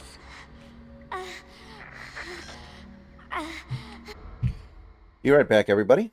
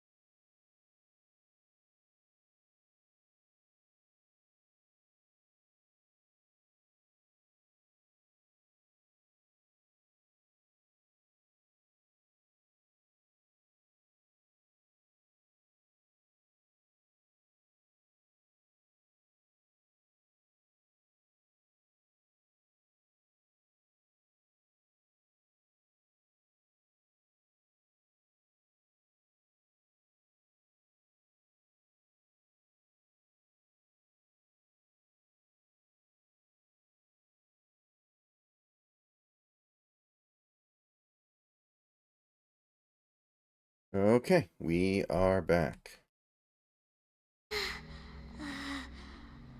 Oh no. Sherry! Sherry, I'm coming! Hold on, Sherry. I'll be right there. I wonder if children ever get zombied in Resident Evil.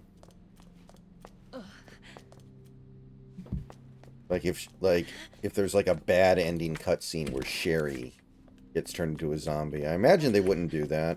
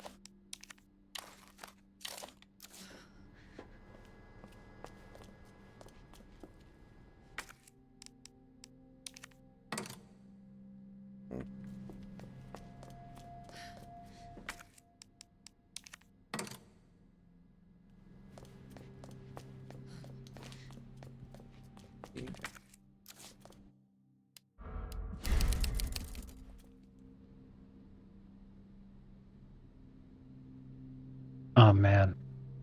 Fucking footage of a police shooting.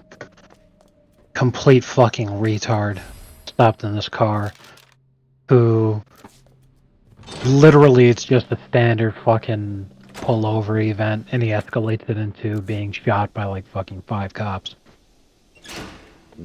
What a moron. But How sure are we that it wasn't suicide by cop? because he was black. That's why. Maybe that's what he wanted to happen. Oh man, I mean it's like a minute long. This video I can show you, but he just like starts screeching. He's like, "Quit touching me! Quit touching me!" They're like, "What the fuck? We're not touching you. Calm down." And then he like jumps out of the car and he's got a gun in his hands. He just starts shooting at the cops and they light him up. But anyway, this fag comes in. He posts, "Can we develop a weapon that just puts them to sleep immediately that can legally be used if there's any resistance?" And I'm all like, "There is a weapon that does that. They used it."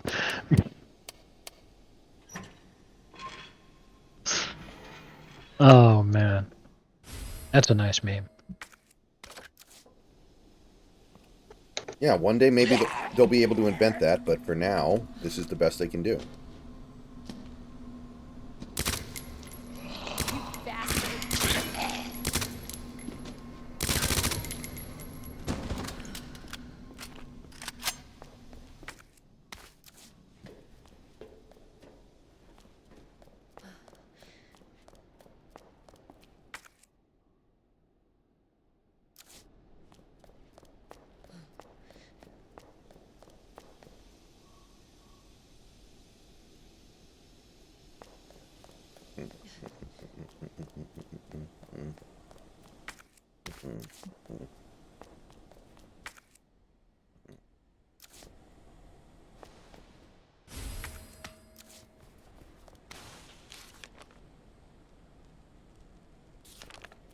ID wristband required for cable car entry.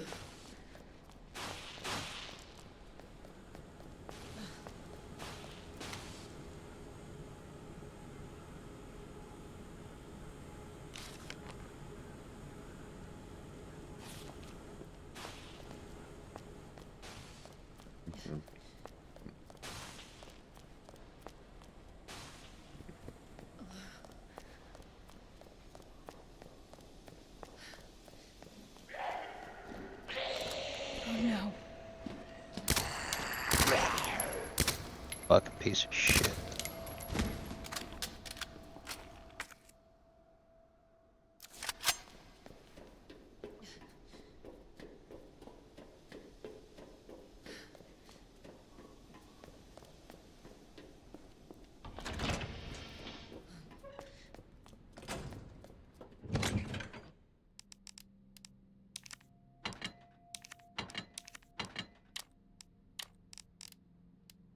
Yeah. Remember all those hilarious memes about how, oh, because I'm black in America, I have to have the talk with my children about how police will be unjust towards them and do awful things to them and blah, blah, blah, and all that kind of shit. Yeah. And somebody's all like, man, I wonder if they include in that talk the part about how when the officer asks you for your license and registration, you couldn't pull a fucking gun on him. Like, good lord.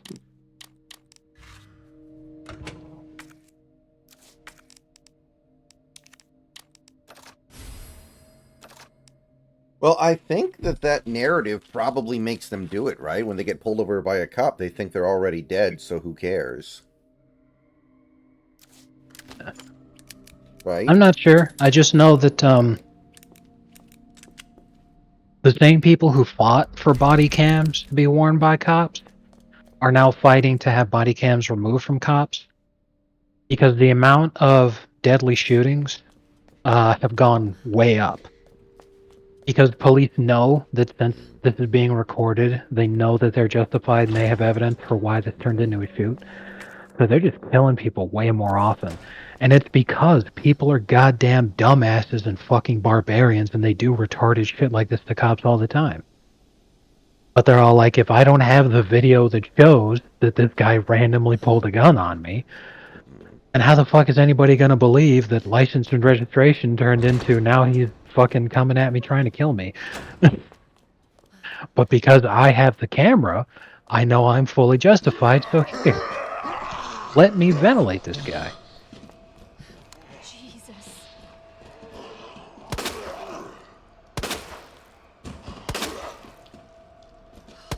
Seriously? Mm-hmm.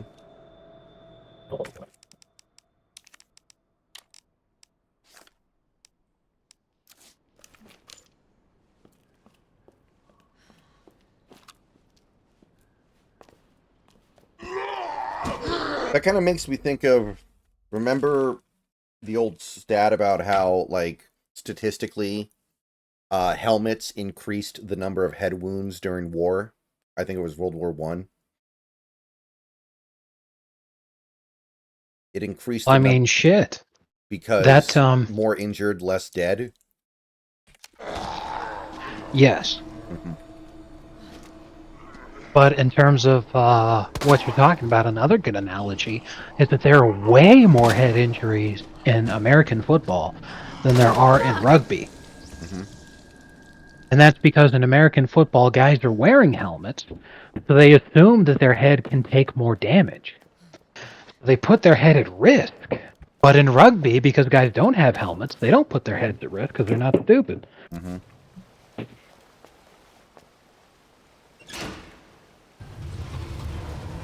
It turns out that the best safety procedure out there is to just be safe instead of relying on safety equipment. Mm-hmm.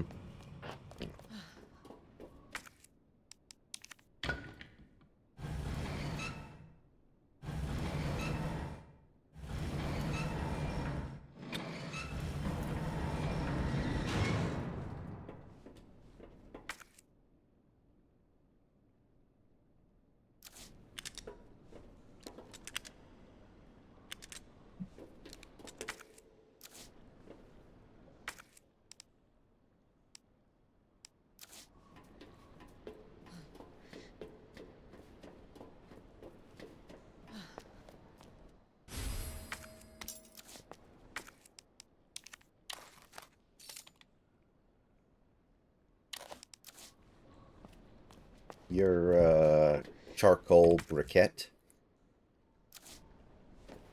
What, those old Tarzan movies? Like how he sneaks that one in there and he doesn't pick up on it. What, those old Tarzan movies?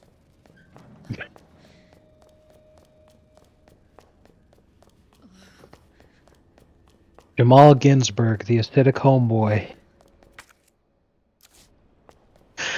The funny Oh, thing is, man. that guy was like the fucking whitest black person of all time. Oh, man. Okay. That kid was really funny. He was a hilarious character. But what's even funnier is that his character is like, the whole reason he's there is because Meadow wants to fuck the guy just to get back at her dad.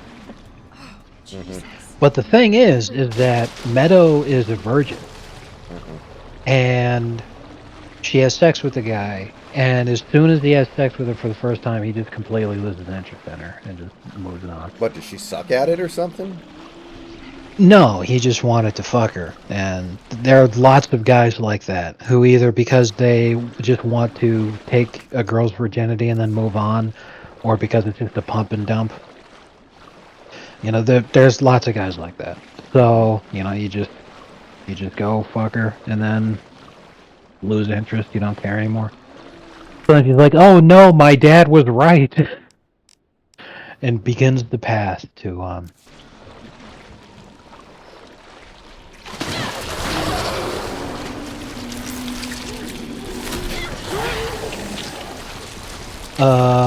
that's interesting.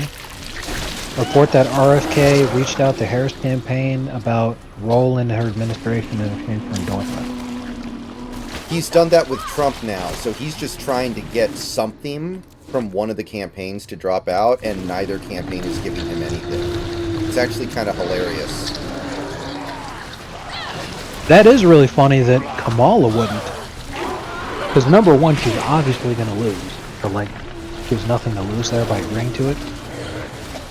And number two, the vast majority of RFK's voters are Democrats. So, like, you're actively boosting your vote totals by agreeing. So you're still going to lose, but it's not going to be humongous anymore.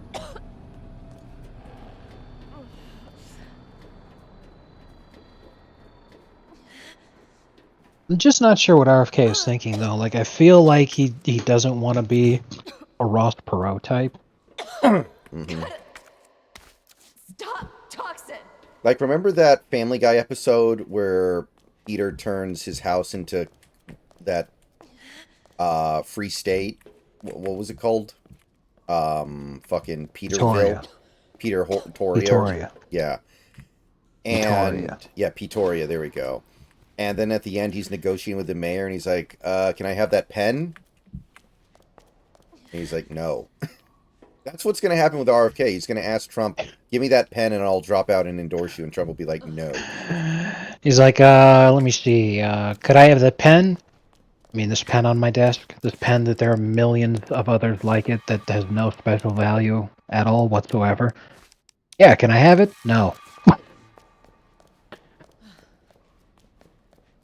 That was great. Yeah, Pretoria. There we go.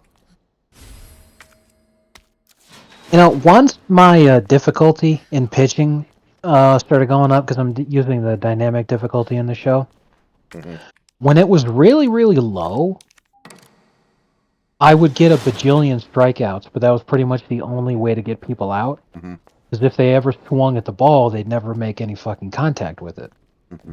But when the difficulty started going up, it's way harder to get strikeouts, but like people easily ground out and fly out all the time. So like my actual defense is getting involved now, and I'm like, why is it like that? That's so weird.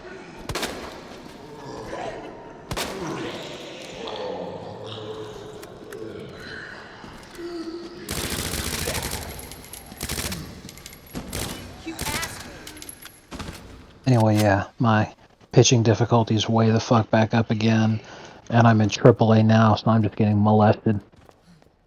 Pitching? Not catching? Exactly. I gotta get my fucking stats up, man. It's terrible. Most of my stats are in the 40s, which was fine to dominate in AA, but like in AAA, I'm getting murdered. Might be here for a few years. Bitch.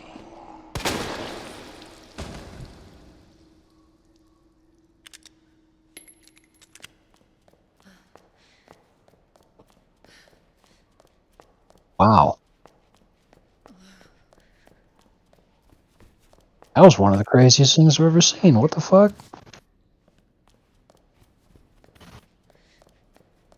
No, that Vito's bottom was impacted. If that's what you're referring to. Man, that was wild.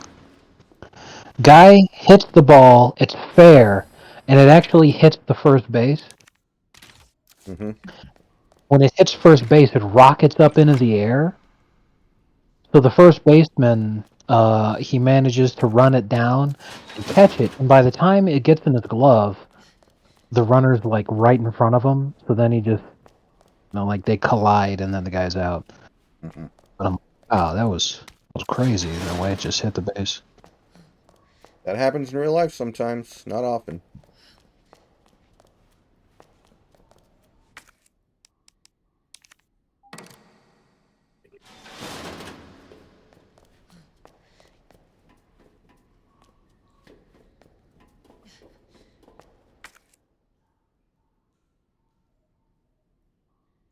I kind of wish that I'd actually chosen to be on the Pirates instead. Just because I'm like, as much as I know the White Sox are ass cheeks and they need me, which was the whole reason that I picked them, I just like the aesthetic of the Pirates way more. The White Sox have very boring jerseys.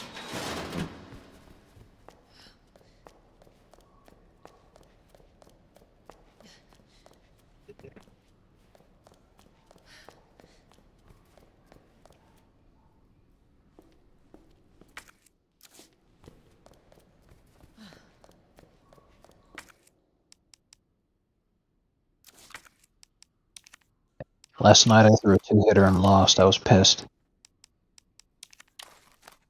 Did you kick your whole offense in the testicles? Well, like, it was bad, bro. We lost 1-0. Mm-hmm. They had 2 hits and 1 run. Mm-hmm. My offense had 16 hits, no runs. Oh, that's like 2K bullcrap. I'll bet that's never happened in the history of MLB. Yeah, for real. Like, I was so fucking pissed. I was like, how do you have double-digit hits with no fucking runs scored? Yeah, that's like LeBron scoring 8 points in an NBA Finals game. I was so fucking mad, dude.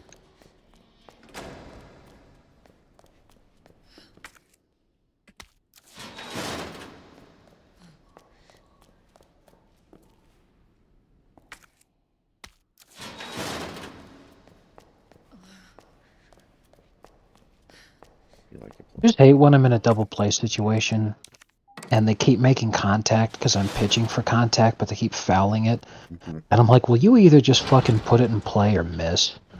Like, Mm-hmm. just strike out or fucking put it in play, man. Like, enough of the fouls constantly. Shit.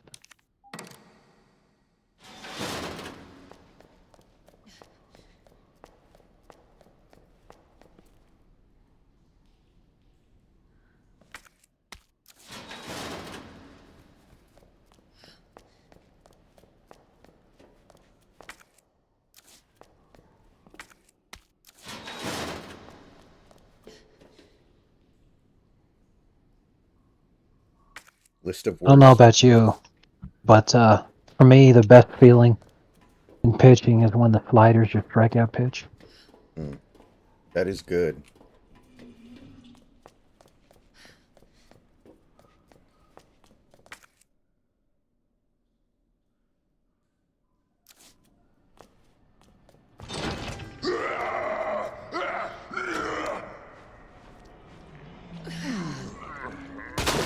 The show, though, the vast majority of my strikeouts come from fastball. But I don't know why, but man, it is so fucking difficult to get them to swing at breaking balls.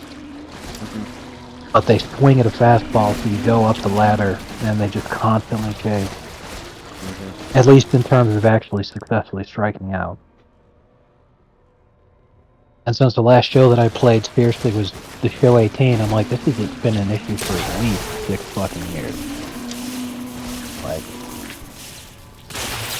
people strike out on breaking balls all the time in real life. Come on.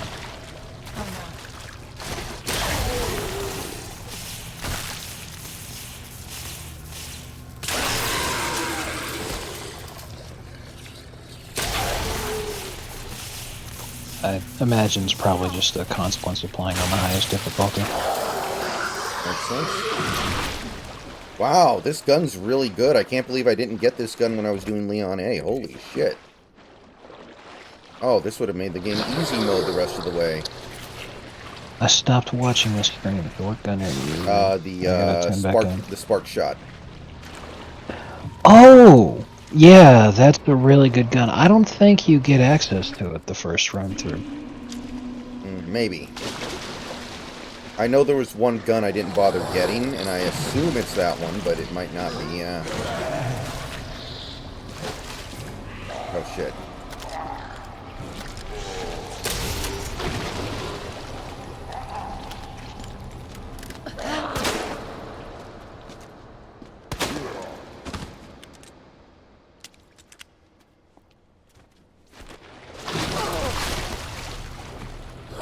Yeah, don't shoot at anything with it unless you can hold.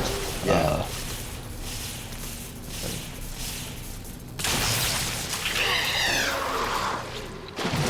Yeah, Man, one what hit. the fuck are those things? They're the things in the sewers that will come up and poison you if they grab you. I know, but I'm just like, what the hell is that supposed to be? You know? Mm-hmm. It's just a mass of flesh. So, what are your plans tomorrow? Same stuff as always? Yeah, because it's my Friday, you know, whatever. Trust me, man, like, if I didn't need to spend a fucking hour and a half in traffic, holy fuck, bro. That sucked so much ass. But, Yeah. by the time I got up to where all the emergency vehicles were at to see what had been going on, I didn't see any crashed vehicles. Instead, I saw something that was a lot more heartbreaking. Mm-hmm. Because, like, I'm in traffic for 90 minutes, and this is for, like, a half-mile stretch of the highway. A half a mile. Yeah, that's the kind of traffic that makes you just want to commit a crime so a cop can come and put you out of your misery. Yeah. And the whole time, on both sides of the shoulder, emergency vehicles were driving up to the location. By the time I get up there, there's no cars anywhere. But what I saw was, it's a part of the freeway that's like it's really high up on a hillside, Mm-hmm. and a section of guardrail over the side, like maybe 5 yards of it was gone. Mm. So I'm like, oh shit, something punched through. And I'm like, well, people are dead. It's like a 200-foot drop. Mm. Did you hear about it on the news or anything? No, I was just looking, because I know that hill's about 200 feet up. Mm-hmm. And I could see the punch in the guardrails. I was driving past it.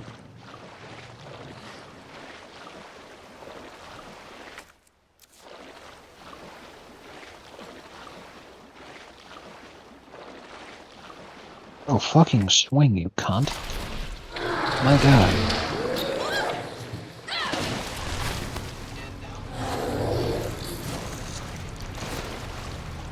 He just took 4 straight pitches. Like, You never two played straight baseball on the Wii, right?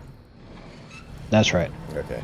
That's how the harder difficulties are in baseball. They just never swing unless you give them a meatball over the middle.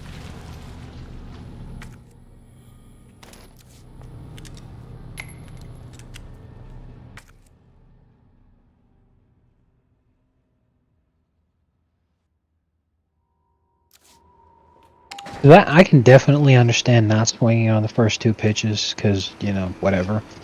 But when they're both strikes, and you're down 0-2, Mm-hmm. and then you don't swing at anything after that, like, come on, man.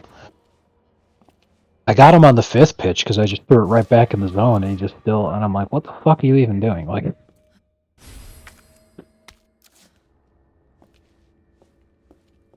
Ooh, beautiful. I needed that very badly.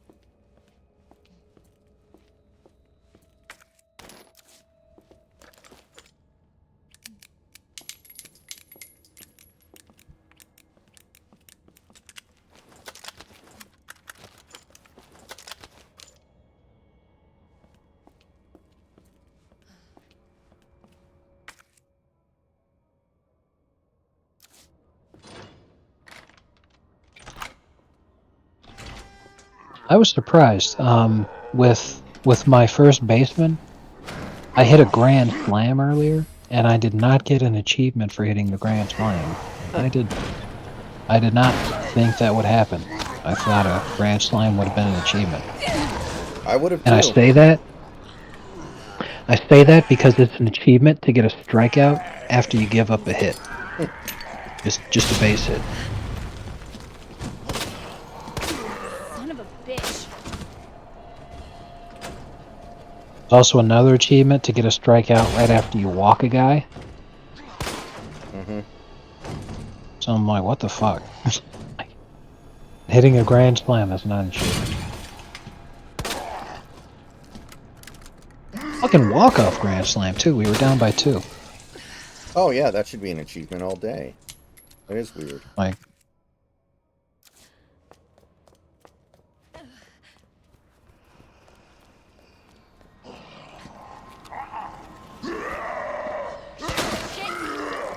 being a pitcher and getting a double play is an achievement. And a walk-off grand slam's not an achievement. What the fuck?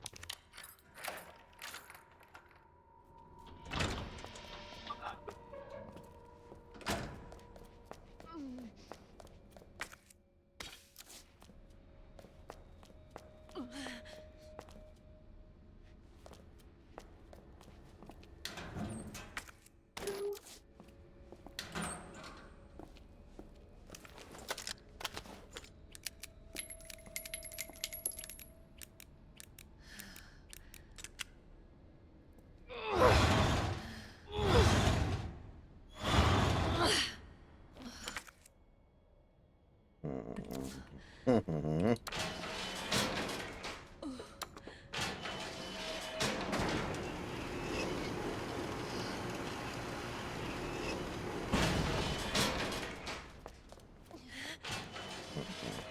But you know what else is an achievement? Is to get a Maddox. And the name of the achievement is Maddox. Is that relatively easy to do? Once you get up to a certain level? It really depends. Because like I was saying, on the harder and on the easier difficulties, it's so easy to get strikeouts, but that's because they just never swing at anything. Mm-hmm. So your pitch count's going to be sky high. But on the harder difficulties, it is way easier to have a low pitch count, but it's a lot harder to get a complete game because it's just going to be so much more likely that you give up runs. And when that happens, they pull you really super fast. Like, I had one game I was super pissed about. We were up by 13 runs, and I was pitching a shutout. It's the 7th inning, and I gave up a double. So it's 13-0. I hits a double in the 7th, and my coach pulled me, and I was like, "You fucking dick!" Mm-hmm. Like, the game is not in danger at all, and you fucking pulled me in that situation. What the hell?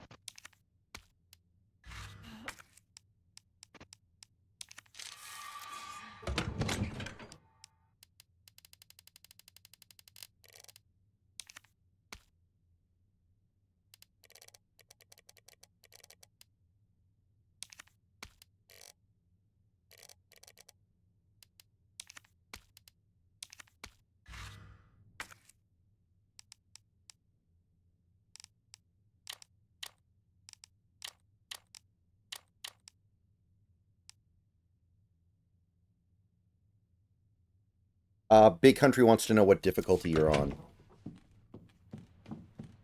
Snacks. Legend.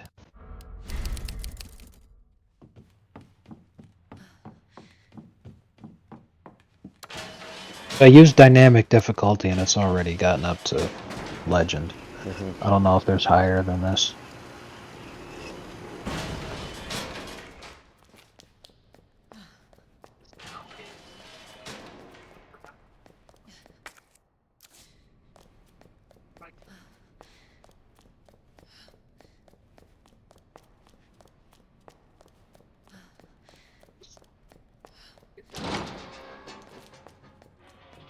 When was the last time you had KFC?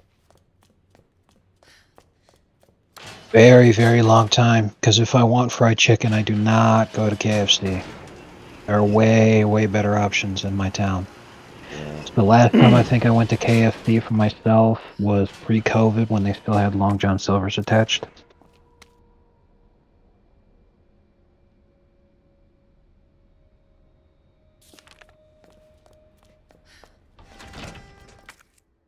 I miss Long John Silver's being attached because like the closest one to me now is like 30 some miles away.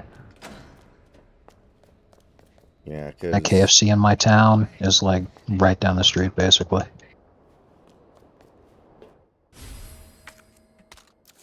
Because I was thinking about, I haven't DoorDashed lunch in a while. I might end up doing it tomorrow. And I only like to DoorDash things that are like very close to me, because I don't want it sitting in someone's car for half an hour. And of the places that are close to me, KFC's a place I haven't ordered from in a long time.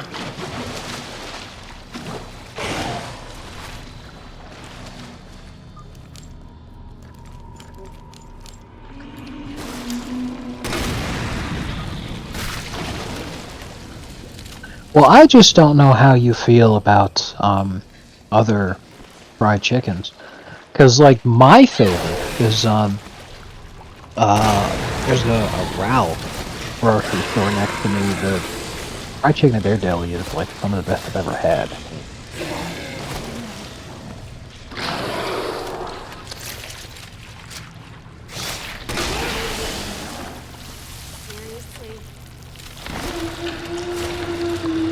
If I was you, I would DoorDash a succulent Chinese meat.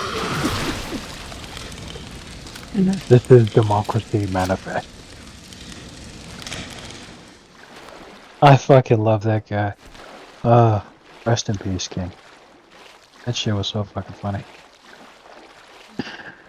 Am I being arrested for having a meal? A succulent Chinese meal?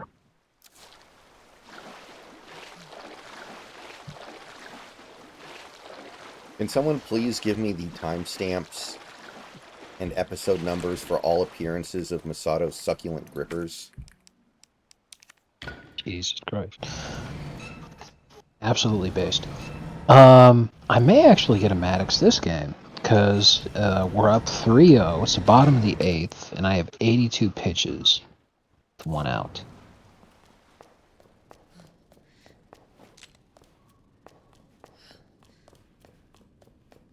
But if I fuck up and toss out a meatball, somebody belts out a homer, I'm gone immediately. You mean you're going to get pulled? Yes. Hmm.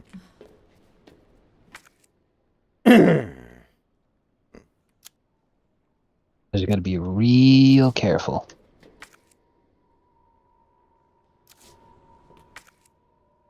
There we go.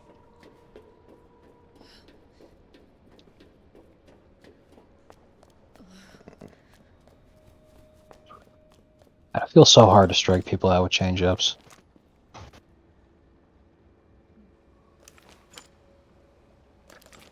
Yeah, I may actually not get the Maddox, because, like, these guys are just taking everything. Fuck. Swing at something, dude, Jesus. There you go.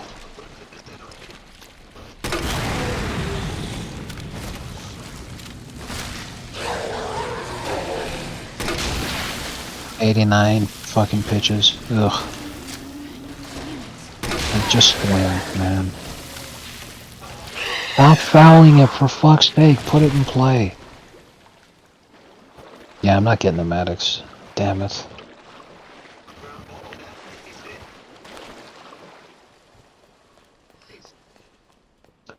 Alright, it's the 9th inning and we're up 5-0. Do not pull me. You fucking... Why is the single? Why? We're up 5-0. Fuck. He pulled you? Yes. We're up 5-0 and I give up a single because I'm literally trying to get the guy to swing. Mm-hmm. I'm literally trying to get the fucking guy to swing. And as if that isn't enough, he hit it right to the fucking shortstop and it just blew through his legs. Whatever. But like, why the fuck would you pull me? It's the 9th fucking inning. I'm pitching a shutout. And one guy gets on base? Like, why would you fucking pull me?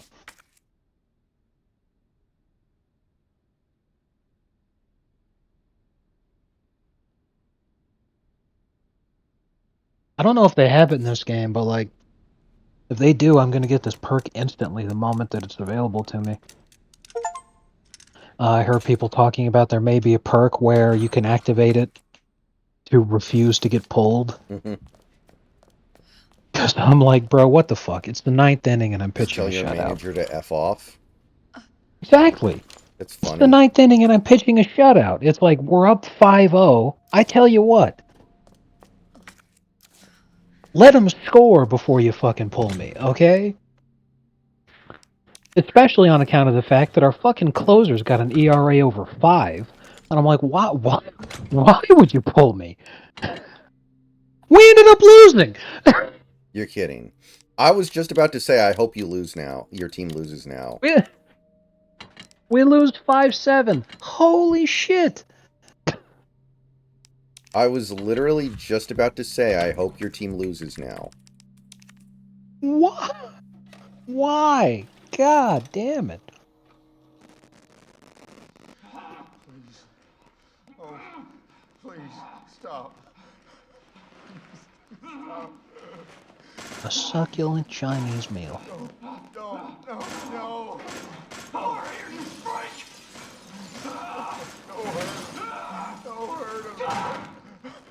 Alright. I made a list on X or Twitter or whatever the fuck you want to call it called Coal. C-O-A-L. And I'm putting every leftist shitter on it that I see on the For You tab. And assuming things go according to plan on election day, I'm going to go to that list and have a really good time. That's outstanding. See, what I do is if I just see like individual posts of people making me, I'm like, oh, I can't wait for your meltdown, then I just bookmark it. Mm-hmm. Yeah, using lists like this is great. I highly recommend it.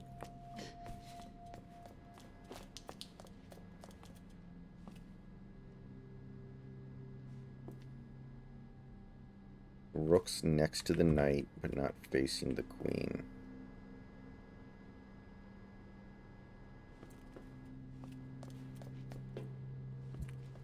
Hold on. Oh, I thought you were. I wasn't watching the stream, so I didn't realize you were talking out loud the puzzle thing. I thought you were just. I'm like, is that a Shinji reference or something? The knight ain't where the marking says. Oh, fuck me. This is going to be a pain in the ass then. Bro, every single fucking training option is for my fastball, but it's for break on my fastball. I don't care.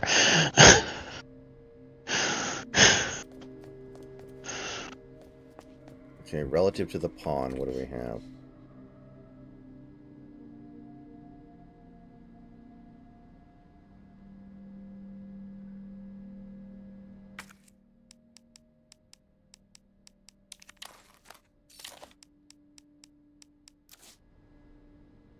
Rook's next to the knight.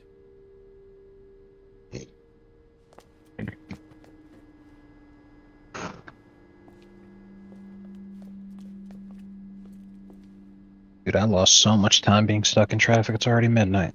I know. I've barely been home. Yeah, I hate those fucking days so much.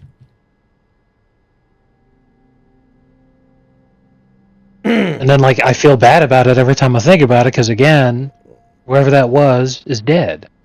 Because there's no way that you accidentally drive off of the freeway with such force that you punch through a steel barricade and survive a 200-foot drop in a car.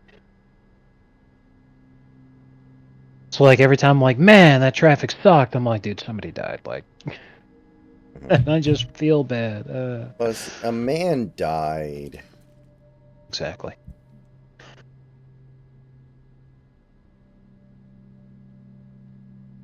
King. It reminds me of that thing I was reading where one of the guys that worked at the airport, Mm-hmm. he was all like, well, yeah, the 9/11 hijackers seemed really suspicious to me, but I didn't do anything because I was worried about being called a racist. Mm-hmm. And I'm like, dude, if the smelly Arab is literally setting off red flags to you because you're like, wow, this guy is like the poster child for a fucking terrorist.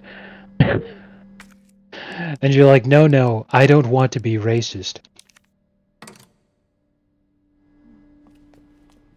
And then we got 9/11 out of that. Good job. Do you think it's possible to go about doing something like that and not set off people's like bullshit alarm?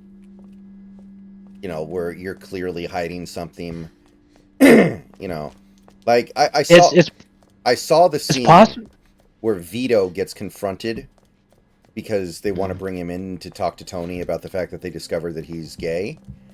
And he's Yeah. like, "Oh, I'll give Tony a call." And they're like, "No, he wants you to come in." And he's like, "Oh, okay, I'll follow in my car." And then he gets in his car and just peels away. But you can Yeah. tell, like the way he's acting in that scene, he's clearly up to something. He's clearly scared. Like you can tell. Like, do you think it's possible to do stuff like that without acting weird in a way that is giving away the fact that you're up to something? A couple of people could be fooled, but not everybody. Somebody's going to think that something's wrong. It's just a question of, in that situation, whether or not the person who thinks that something's wrong is going to speak up or not. Mm-hmm. You know, like in the 9/11 situation, that guy thought that something was wrong, but he didn't say anything because he didn't want to be racist. Well, what happens if it was somebody like me who thought that something was wrong?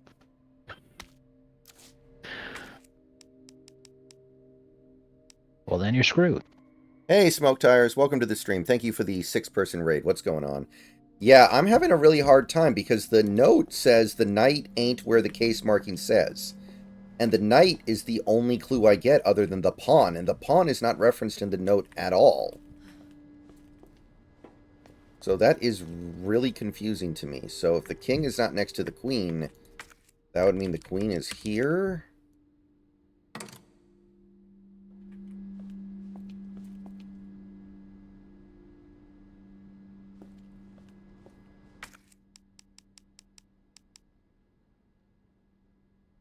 Hey, Amani.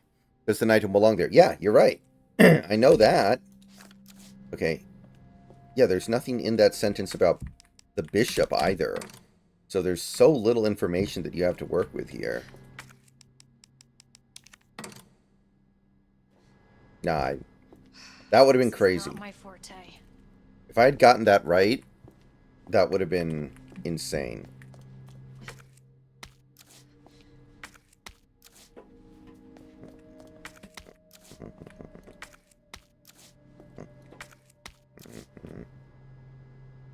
Yeah.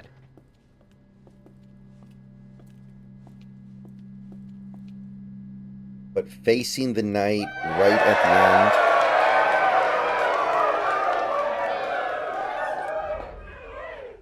Smoke Tires, thank you for the follow. Welcome to the stream. Strike 3, and he knew it. But facing the knight right at the end. What does that mean? Facing the knight. What does right at the end mean? Does that mean... The knight that's right at the end, he's facing it.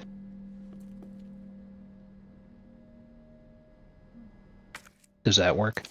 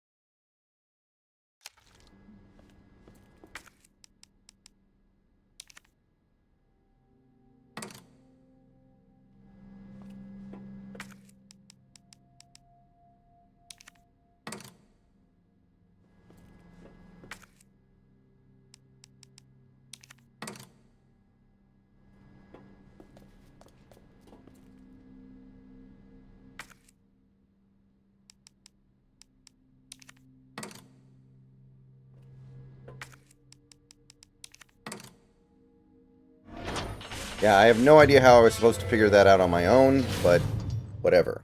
That one was really All right, obnoxious. Sherry. Because On my it way. says right on the end. And where does the knight end up? He ends up closest to me. That note doesn't make any goddamn sense.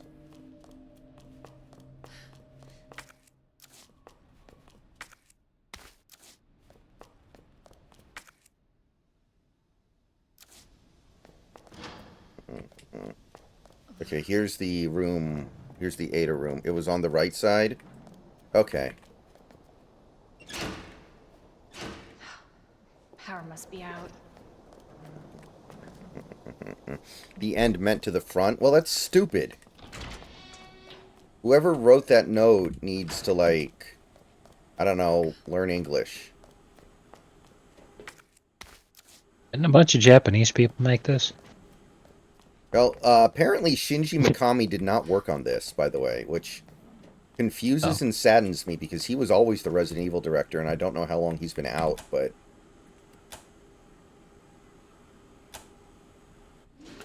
Considering the time frame, he might have been working on Resident Evil 8. True. Oh, shit. Shit! Not that that's ideal either.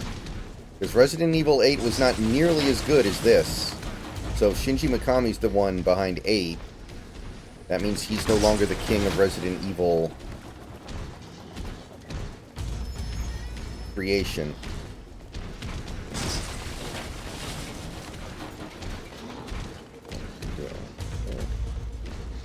Alright. Oh shit, oh shit.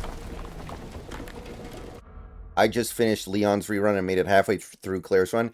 Yeah, I am going to have to make a decision on if I want to do Claire A, Leon B after I beat this, which I don't think I'm going to beat it tonight, but it's not impossible. And if I don't beat it tonight, I'm almost certainly beating it tomorrow.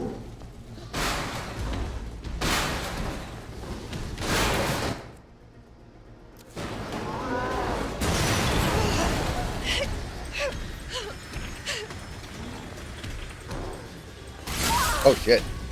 He backhanded me. Motherfucker. Should have known you would have died.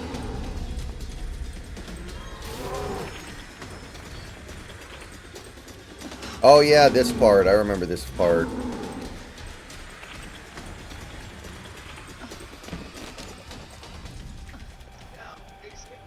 Yeah, I remember this.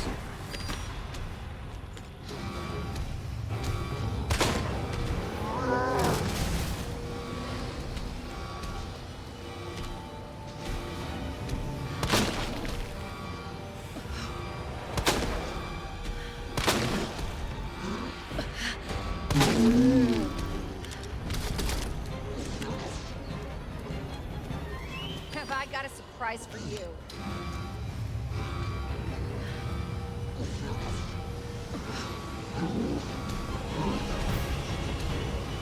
No! Damn it. I had him. You know what? Just kill me. Well, you know what? Actually. Oh, I fucking had you, dude. You are such an asshole. Wow, you fucking cunt! Fucking shortstop just fucking whiffed picking up the fucking ball on the ground. You have the God. worst team ever? Yes, triple like fuck. Playing on the hardest difficulty is just so fucking... And of course, the moment they score a run, it's like suddenly they're JV. Like literally they just needed to play like fucking Olympians in order to score a single fucking run.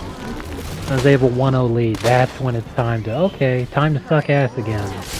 Time to be beatable. Ugh.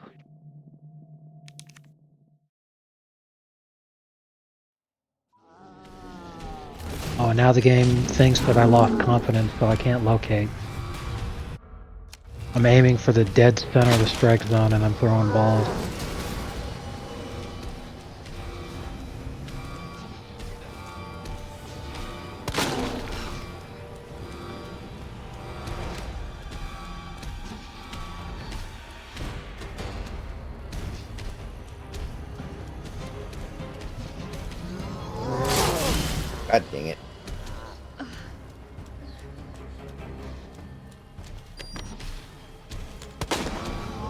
God dang it.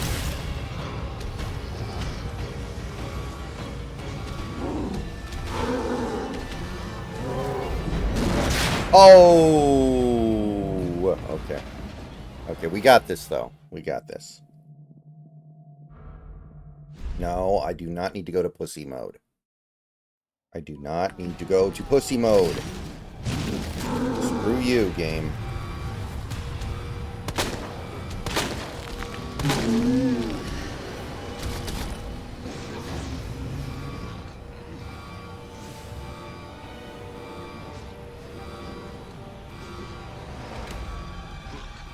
Come on. Have I got a surprise for you?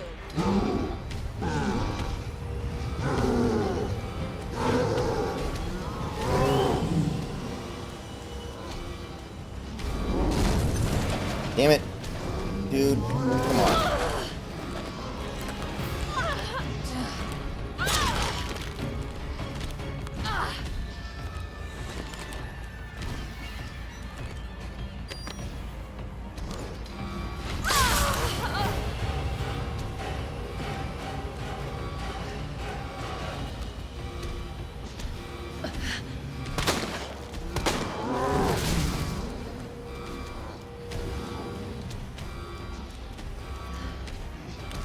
Oh shit! I've got to reload! That was bad. That was really bad.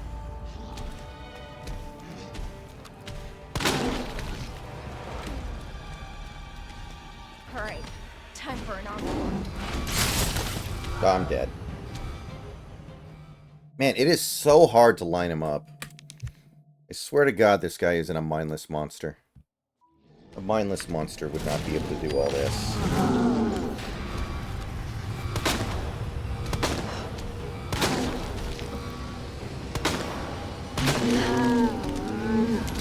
Because we were losing 1-0 after that, I get pulled in the 5th inning. Or after the 5th, rather. And... yeah, then in the 6th inning we score 8 runs and win the game off of that. Because, yeah, that makes fucking sense. This game is such fucking retarded bullshit.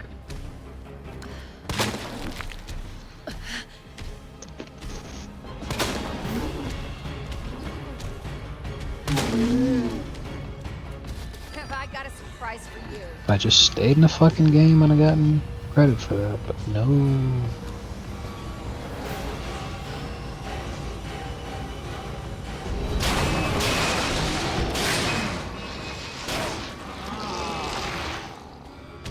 Anyway, yeah, since it's 12:30, I'll go ahead and take off now. Alright, after this boss fight, I'm going to be out of here. Yeah. Alright.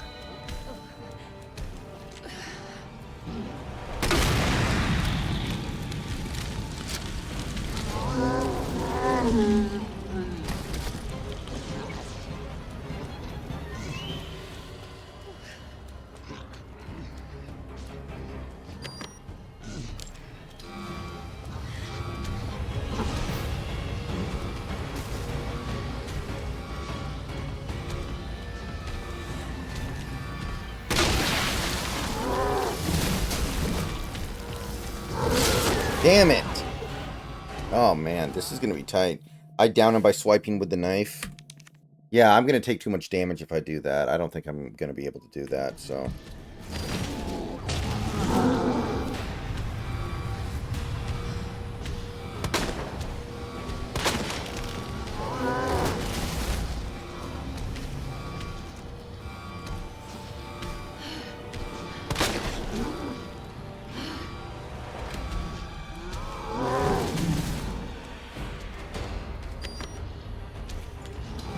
Have I got a surprise for you?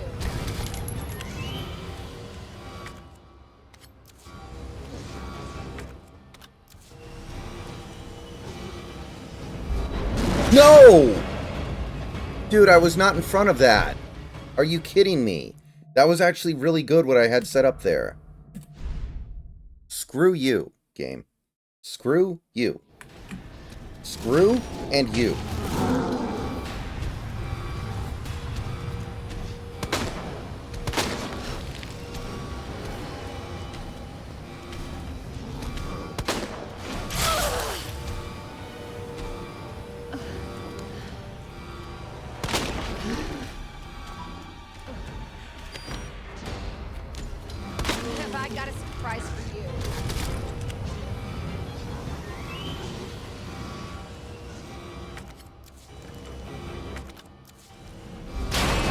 There we go. Be right back, guys.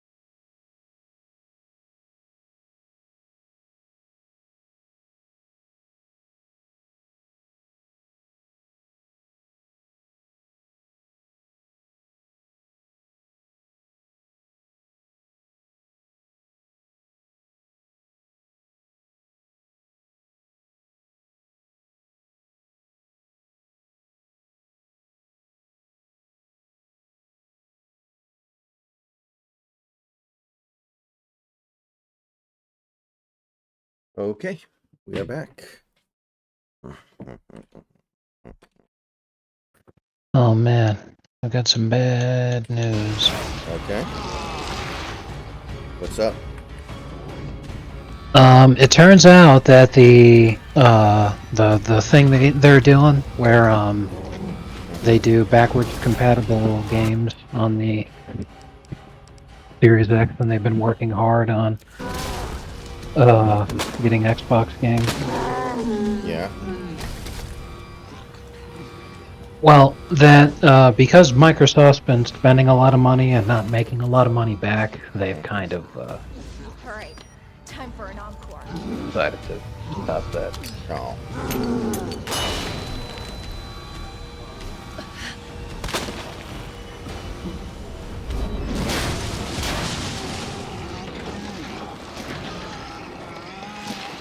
So does that mean our dreams of the original Splinter Cell are in ruins?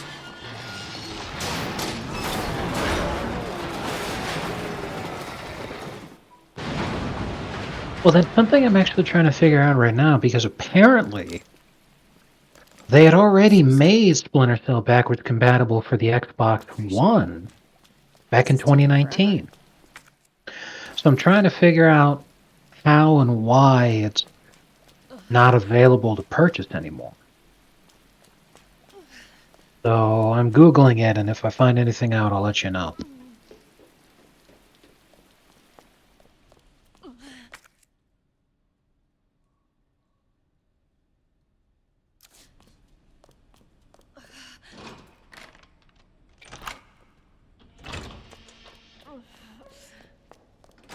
Okay.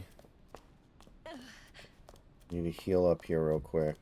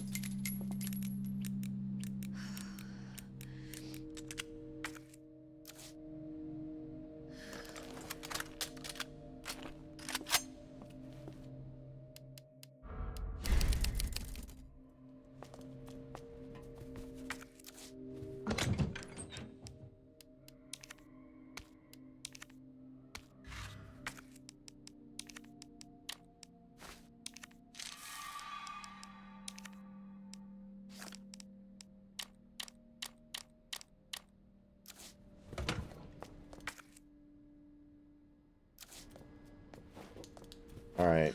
I'm gonna go check on something here. I think I can just open up that garbage room and get the bracelet, so I'll do that. Because it'll take about 90 seconds. But if there is something else that I have to do in order to, like, keep the bracelet, then I will be saving that for my next session. Mommy's here. Sherry. Sherry, can you hear me? Oh no. Sherry? Claire? Sherry, are you alright? Whoa! Don't tell me. What are you doing? I'm here to help. Sherry's been implanted. She can't be saved. Are you fucking kidding me? You're her mother. Get in here! You don't understand. William is still out there, and if I don't stop him... This conversation is over! Wait! Wait! I can treat her. In my lab. It's not far away. Mommy?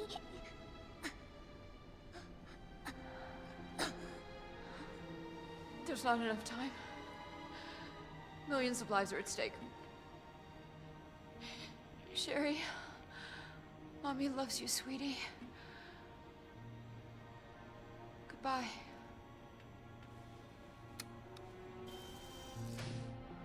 Are you fucking kidding me? Sherry, don't worry. I will get you whatever you need, okay? Oh, why are you doing this? Because I care. Thank you, Claire.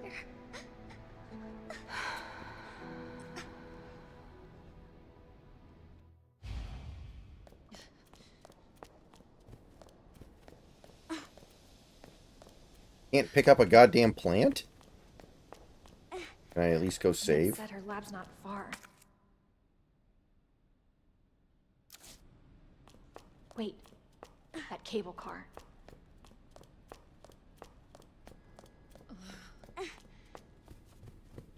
Oh, you're kidding me. I can't interact with anything?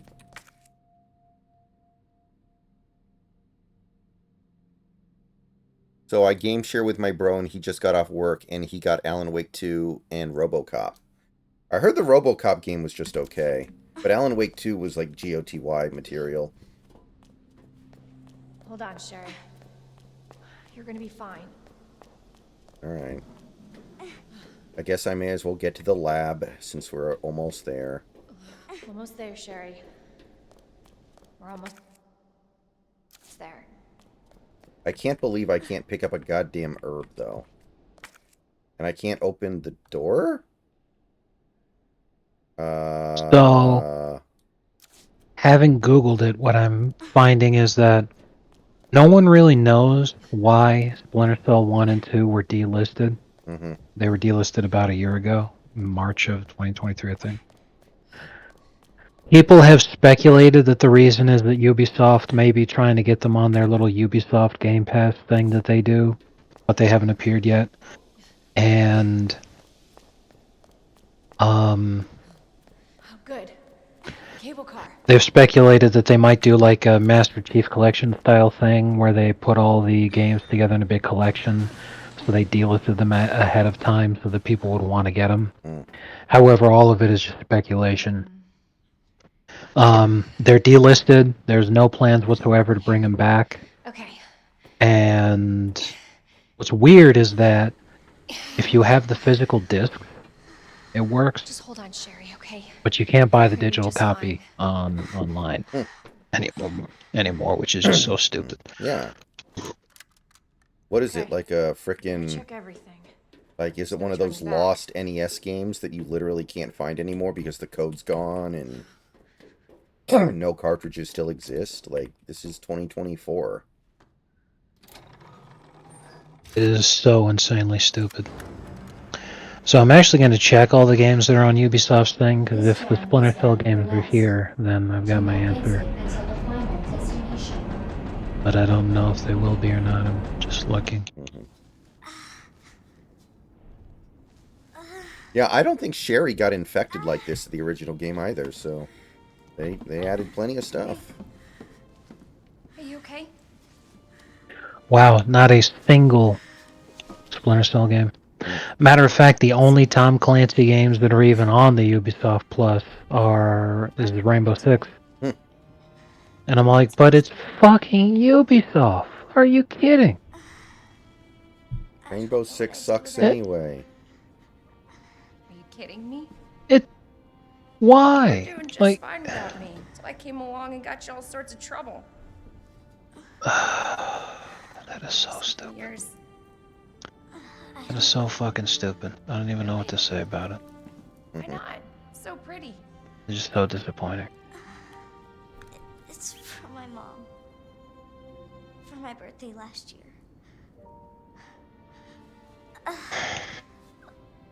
Can't help people from themselves, I guess. Isn't Rainbow Six, like, still played? There's one Rainbow Six game that is still extremely popular. Doesn't care. I can't remember which one. Was it called Siege? Sherry. Yes, Rainbow Six Siege. But I've never played it. Not really my kind of thing. Yeah, I'm really excited to play Alan Wake 2 at some point, JS.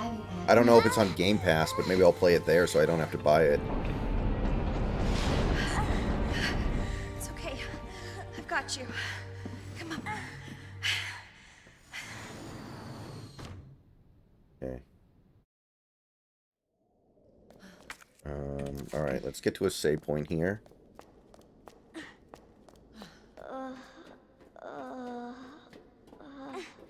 I'm getting you treatment. Just hold on, Sherry. It's okay.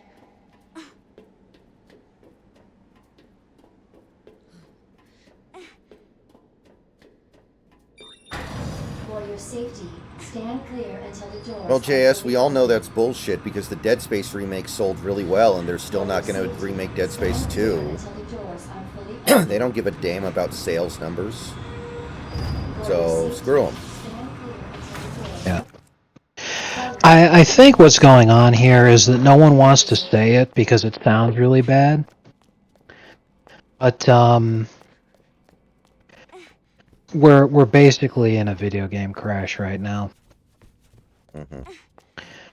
AAA is dying, almost completely dead. Okay. Pretty much the only successful games coming out are just remasters of old games or games that are made from independent studios.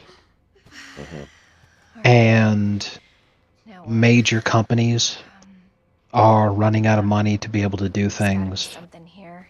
properly, like Antiviral agent. Microsoft canceling their program to Hey, make old games backwards compatible. I gotta go. Ubisoft You doing stay whatever right the here, fuck they're okay? doing with Splinter Cell, like we just talked about. Isn't that true for movies too? Yes. Promise. And like Joker said, the Dead Space 1 remake made a profit. And they can't say that sales numbers were below what was expected either, because they completely exceeded Electronic Arts' expectations. It made a profit, and sales numbers were better than they expected. Dead Space 2 was the most popular game in the Dead Space series. So you'd think that a Dead Space 2 remake would also be like a license to print money. At the very least, you're guaranteed to make a profit because the first one did very well, and the second game originally was more popular than the first, so people would really want to play that one. And then they just canceled it for no reason. So